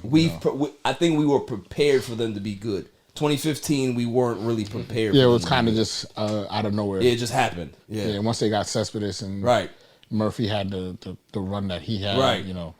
Yeah. It was a little different, but... Right, and then we lost to the fucking Royals. You know, I wasn't going to do this. But I just want them to win the division. Is that so hard to ask for? Like, I see teams, you know, I look at Atlanta and they got like 50 fucking division titles, right? The Yankees, they won like 25 division titles in a fucking row. All of these teams, right? I just want a banner. I just want to go to Citi Field and see the banner. I want to buy the hat. Yeah, with the thing on the side. I don't want to have to create that. You know what I'm saying? You know what I mean? Well, Even if you win the World Series, I still want the division to have that on there too. Games. You know what I'm saying? I believe. You I want gotta both. believe. You gotta believe. You know what I'm saying? Listen, man. Don't put that juju on me. It's not genuine. You heard it's like you gotta believe. You gotta believe. You're trying to use our slogan again. Yeah, exactly. Yeah, he's poking fun at us. He's mocking us. Okay. And that's what a lot of people do to Met fans. They mock us. And I don't appreciate it. I demand respect. Okay? I demand respect. Listen, Anyway. the bats just got to show up. Yeah. The bats got to show up. Bats got to show up, man. Well, I mean, the bats have been asleep, man. If it wasn't for Escobar last night, you know what? 5. I just by himself. I can't do it. They bring my blood pressure up. They do. Like, this the only team that I root for that makes me feel like this. I get emotional over the Mets. Like, when they have a bad week, I have a bad week. I don't care if the Cowboys lose. I can get over that. Yeah, Lakers lose, I can get over that. But when the Mets lose, it's like, yo, I don't even want to talk to my son. It's because bad. it's because it's the only team you didn't switch to. That's a lie. I've never switched from the Lakers. Never. I've never switched from the Islanders. I don't know if I believe that. I've never switched. I've never switched. I feel like at one point there was like a 5-year-old BJ that was a Knicks fan. No. I supported Melo going to the Knicks because I think New York, when the Knicks are good, it's good for basketball. I hate that bullshit. It is though. No, it is. I hate that crap. It's true. How is that good for basketball, bro? When the Knicks were good that year, and you guys played them in the playoffs, right? Yeah. That was one of the best series we've seen, bro. Okay, that's all well and good, but like it gets the city involved. We have so many things to do in our city. Right. The thing that I hate about when Giants not being good, I'm a Patriots fan, but you guys are out of it after the week 4. It's the same thing in football. When the Giants and Jets are good, football's popping. People are more interested. Like, you know what I'm saying? Because when those 2 years that y'all won the Super Bowl, bro, those are one of the 2 best Super Bowls I've ever seen. Yeah. I'm not gonna lie to you. Yeah, but that's different for me with the Knicks because you hate the Knicks. You hate the Knicks. I don't hate them. Yes, you do. No, I don't hate them. I love to beat them. But see that's like even that's with what the Lakers sucked forever, and then now but they're see, good again. But see that's what it's good for the league. But that's what the problem is. They talk about the history of the Knicks. The Knicks don't have a history. It is the building that has the history. Listen, man, just leave them alone. Man. Yeah. Just stop picking on them. So stop picking on the Knicks. You talk about it's good for basketball when the Knicks are good. The Knicks haven't been good that often. You see how emotional he is? But that's what I'm saying. You better relax. You know what I'm saying? Net fan. Listen, y'all talk about all this like it's great for basketball. No, you know when it's good for basketball? When the Knicks suck. You know why? Because everybody makes fun of them. Everybody across the entire nation. Okay, that's fine. Every TV show, and they poke fun at the Knicks. That's fair. They don't want the Knicks to be successful. They all say that. We love the Knicks to be successful. But listen. Money. They always say that on ESPN. Yeah.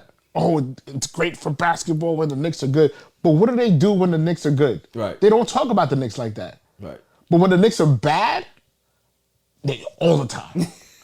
They're always talking about it. And they poking fun. They don't want the Knicks fans to be happy. Yeah. They like seeing the Knicks fans miserable. Because when Knicks fans are miserable, they're loud and miserable. Right.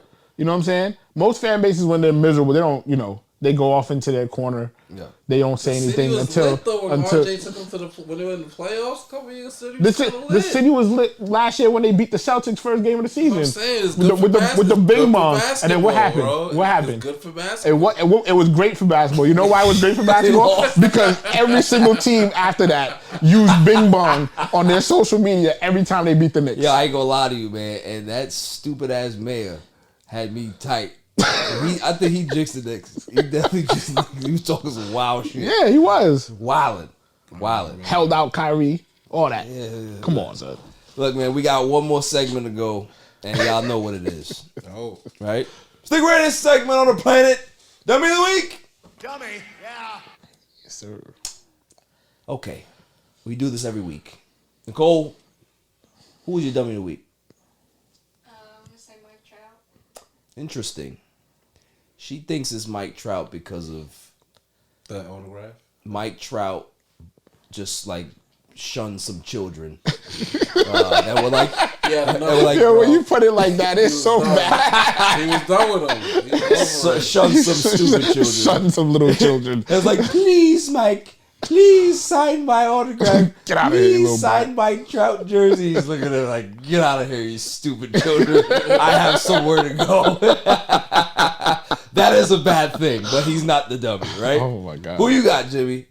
Anybody who cleared that Dolphins quarterback. Yeah. Oh, that's a good one. Yeah. That is a good one. I like that one. Who you got, Jeff? The Yankees for not giving up Judge's money before the season, bro. He's pissed off about that. I ain't gonna lie to you. That's a good one. That's a good one. You gotta blame stupid ass Brian Cashman for that one, right? Who you got, Bishop? Kenny Galladay. Kenny Galladay for talking about I deserve to play. Regardless. Regardless, it don't matter how I practice. I deserve to play. And then you get out there and you had the chance to save the drive and you drop the ball. Drop the ball. Yeah. That was pretty bad. So yeah, mine would be Kenny Galladay. That was pretty bad. All of those are good. I applaud you guys. Those are all honorable mentions. Love them all. But we have 2 dummies of the week this week. May I have the drum roll, please? And the first winner for dummy of the week, Roger Maris Jr. Come on down. Roger Maris Jr. is my winner, or first winner for Dummy, yeah. because Mr. Maris got so caught up in Aaron Judge's home run chase, and the fact that he tied his father, and he went nuts and said Aaron Judge should be going for the major league record. Last time I checked, Barry Bonds has the major league record. Now, if Aaron Judge could be able to hit 13 home runs in the next few games, that's fine. I don't think that anybody in history has ever done that. So, what is he talking about? He thinks that the Major League Baseball should not recognize Barry Bonds as the home run leader. Why? You want to ostracize a man that did something that wasn't illegal when he did it? When most of baseball players back in the 60s, 70s, and 80s were taking things to stay awake? You know, fitness and nutrition wasn't what it is now. Greenies. So what the fuck were they doing back then? Steroids. But we don't want to talk about that, right? We don't want to talk about in the dead ball era that Babe Ruth hit his 714 and didn't play against any black players, right? But he's considered one of the greatest. All of those records stand, but that's okay, right? Those are fine. But what Barry Bonds is doing is not okay. This is why, for me, when people like Mr. Maris Jr. open their mouth, it just makes me laugh because they're just stuck in a time loop. All he sees is that. I'm a purist. Baseball is one of the most dirtiest sports in our history. Yep. Accept it and move on. If you want Aaron Judge to be the all-time Yankee home run leader, there's nothing wrong with that. Take it for what it is. Don't step on somebody else's toes to make your point. Right. You understand what I'm saying? Because you want to make it look like you're holier than thou, but you're putting down somebody else. You could even just say, I want him to have the record because it would be cool to see somebody break the record. You don't. I would love for him to break Barry Bonds' record. Yeah. Because I believe that he did it clean. and I want that to be the staple. But you don't even got to say all that. Whatever. I want him. I would love to see him break the record. Have the all because he's having a great season. Instead of he's about to be the triple. He's doing the triple crown. You know, he's got all those things going for him. It'll be an amazing end to the season for him to have it. You don't gotta take a shot at Barry. I agree. So most of these baseball purists, Jeff and Pete, like they're in time loops, and I'm sick of it. I'm sick of this whole notion of how they behave, right? Yeah, unwritten rules. Yeah, unwritten rules and all this bullshit. That's why baseball's a dying sport and people don't watch it. There's only people who love it watch it. There's no casual fans that watch baseball. You know. So, Mr. Maris, you gotta hold that L, right? There you go. But there's another one. It's another one that I didn't even expect to select, but it's the most important one. Would you like to know who it is, guys? Sure. It's me! You. I am the dummy of the week. Whoa. Yes, really? Barry Grant Jr., host of the All Even podcast. I am the dummy of the week. You know why? Because for this entire fucking summer, I thought my Lakers would trade Russell Westbrook. I was even waiting until training camp started. I said, yeah, it's fine. They're going to trade him. We're not even going to have a discussion of him even practicing. They're going to make the trade. Never happened. Nope. So now I got to eat crow. I have to watch a season of Russell Westbrook again. But now, I'm the dummy. I'm the dummy because I believed it. I believed all the rumors, all the trades. I was in on him the whole offseason. Yeah, man. Kyrie about to be a Laker, man. I was posting everything on my social media. Kyrie and Laker jerseys. I was doing all of it. And what making fun of him. And he was telling me, look, man, you need to relax. I'm like, no, you need to relax. You need to shut up because this is going down. You're going to have Russell Westbrook and you're going to have Kevin Durant on your team and enjoy that, right? Now look what I got. I got Russell Westbrook. I got a whole bunch of cast-offs and people who can't shoot on the Lakers. That's what I got. Yep. And I'm the dummy. And not only because did I they believed keep it. him, not only did they keep him, the owner doubled down and Yeah, said, double down. We want him. We want him here. We appreciate his support. We love his effort. All this bullshit that Genie was talking about. Yo, what owner gets drunk at 2 a.m. and starts tweeting about Kobe Bryant? That's the type of stuff that makes me concerned. Makes me concerned. But even then, I still believed that they would trade him. I still believe. So all the rumors happened. They had the Utah Jazz. We heard 3-team deals with the Knicks. We heard the Pacers. I'm like, yo, somebody's gonna pull this trigger, man. I can't wait. I'm gonna wake up one day and see breaking news: Russell Westbrook traded to XXX. Right? Hey, still here. Now I gotta cover him on the Lakers. So I'm the biggest dummy. I'm gonna hold that. Yep. Yeah. So Roger Maris Jr. and Barry Grant Jr. Y'all are the biggest losers, but you're winners for Dummy of the Week. That's all for this show. You guys have been pleasant. It was fun. Yeah. It was very fun. I think that. There's not a lot of times where I give people compliments. Yeah. The last time I had Casso and Rich on the show was complete chaos. It was complete chaos. I couldn't wait to kick them out. Couldn't wait to get them out. Limit after that. Yeah, I had Bank on the show last week. Shouts to Bank. He was very calm. We had a very civil show. He's a 49ers fan. It was cool. Tell him to check his fantasy lineup. Bank, check your fantasy lineup. You know what I mean? Like, you guys, y'all brought the facts today. I don't appreciate y'all coming at my Dallas Cowboys like that. All right, You went at your own Dallas what Cowboys. You the I one speak going the at your truth. Bank. We were defending your quarterback. Tag team Dudley Boy style. We put the Dallas Cowboys to the table today, bro. Nah, man, I appreciate you guys. So, Nicole on the ones and twos, the silent assassin, appreciate you. Jimmy, the super intern. Until next week, stay safe, stay cool. Peace. You can catch me on Instagram and Twitter at All Even Podcast. Listen to the show on Podbeam, Amazon Music, Spotify, and wherever you find your podcasts available. And check out my YouTube channel, All Even Podcast. And don't forget to like, share, and hit that subscribe button. My son is the champ, so get over it.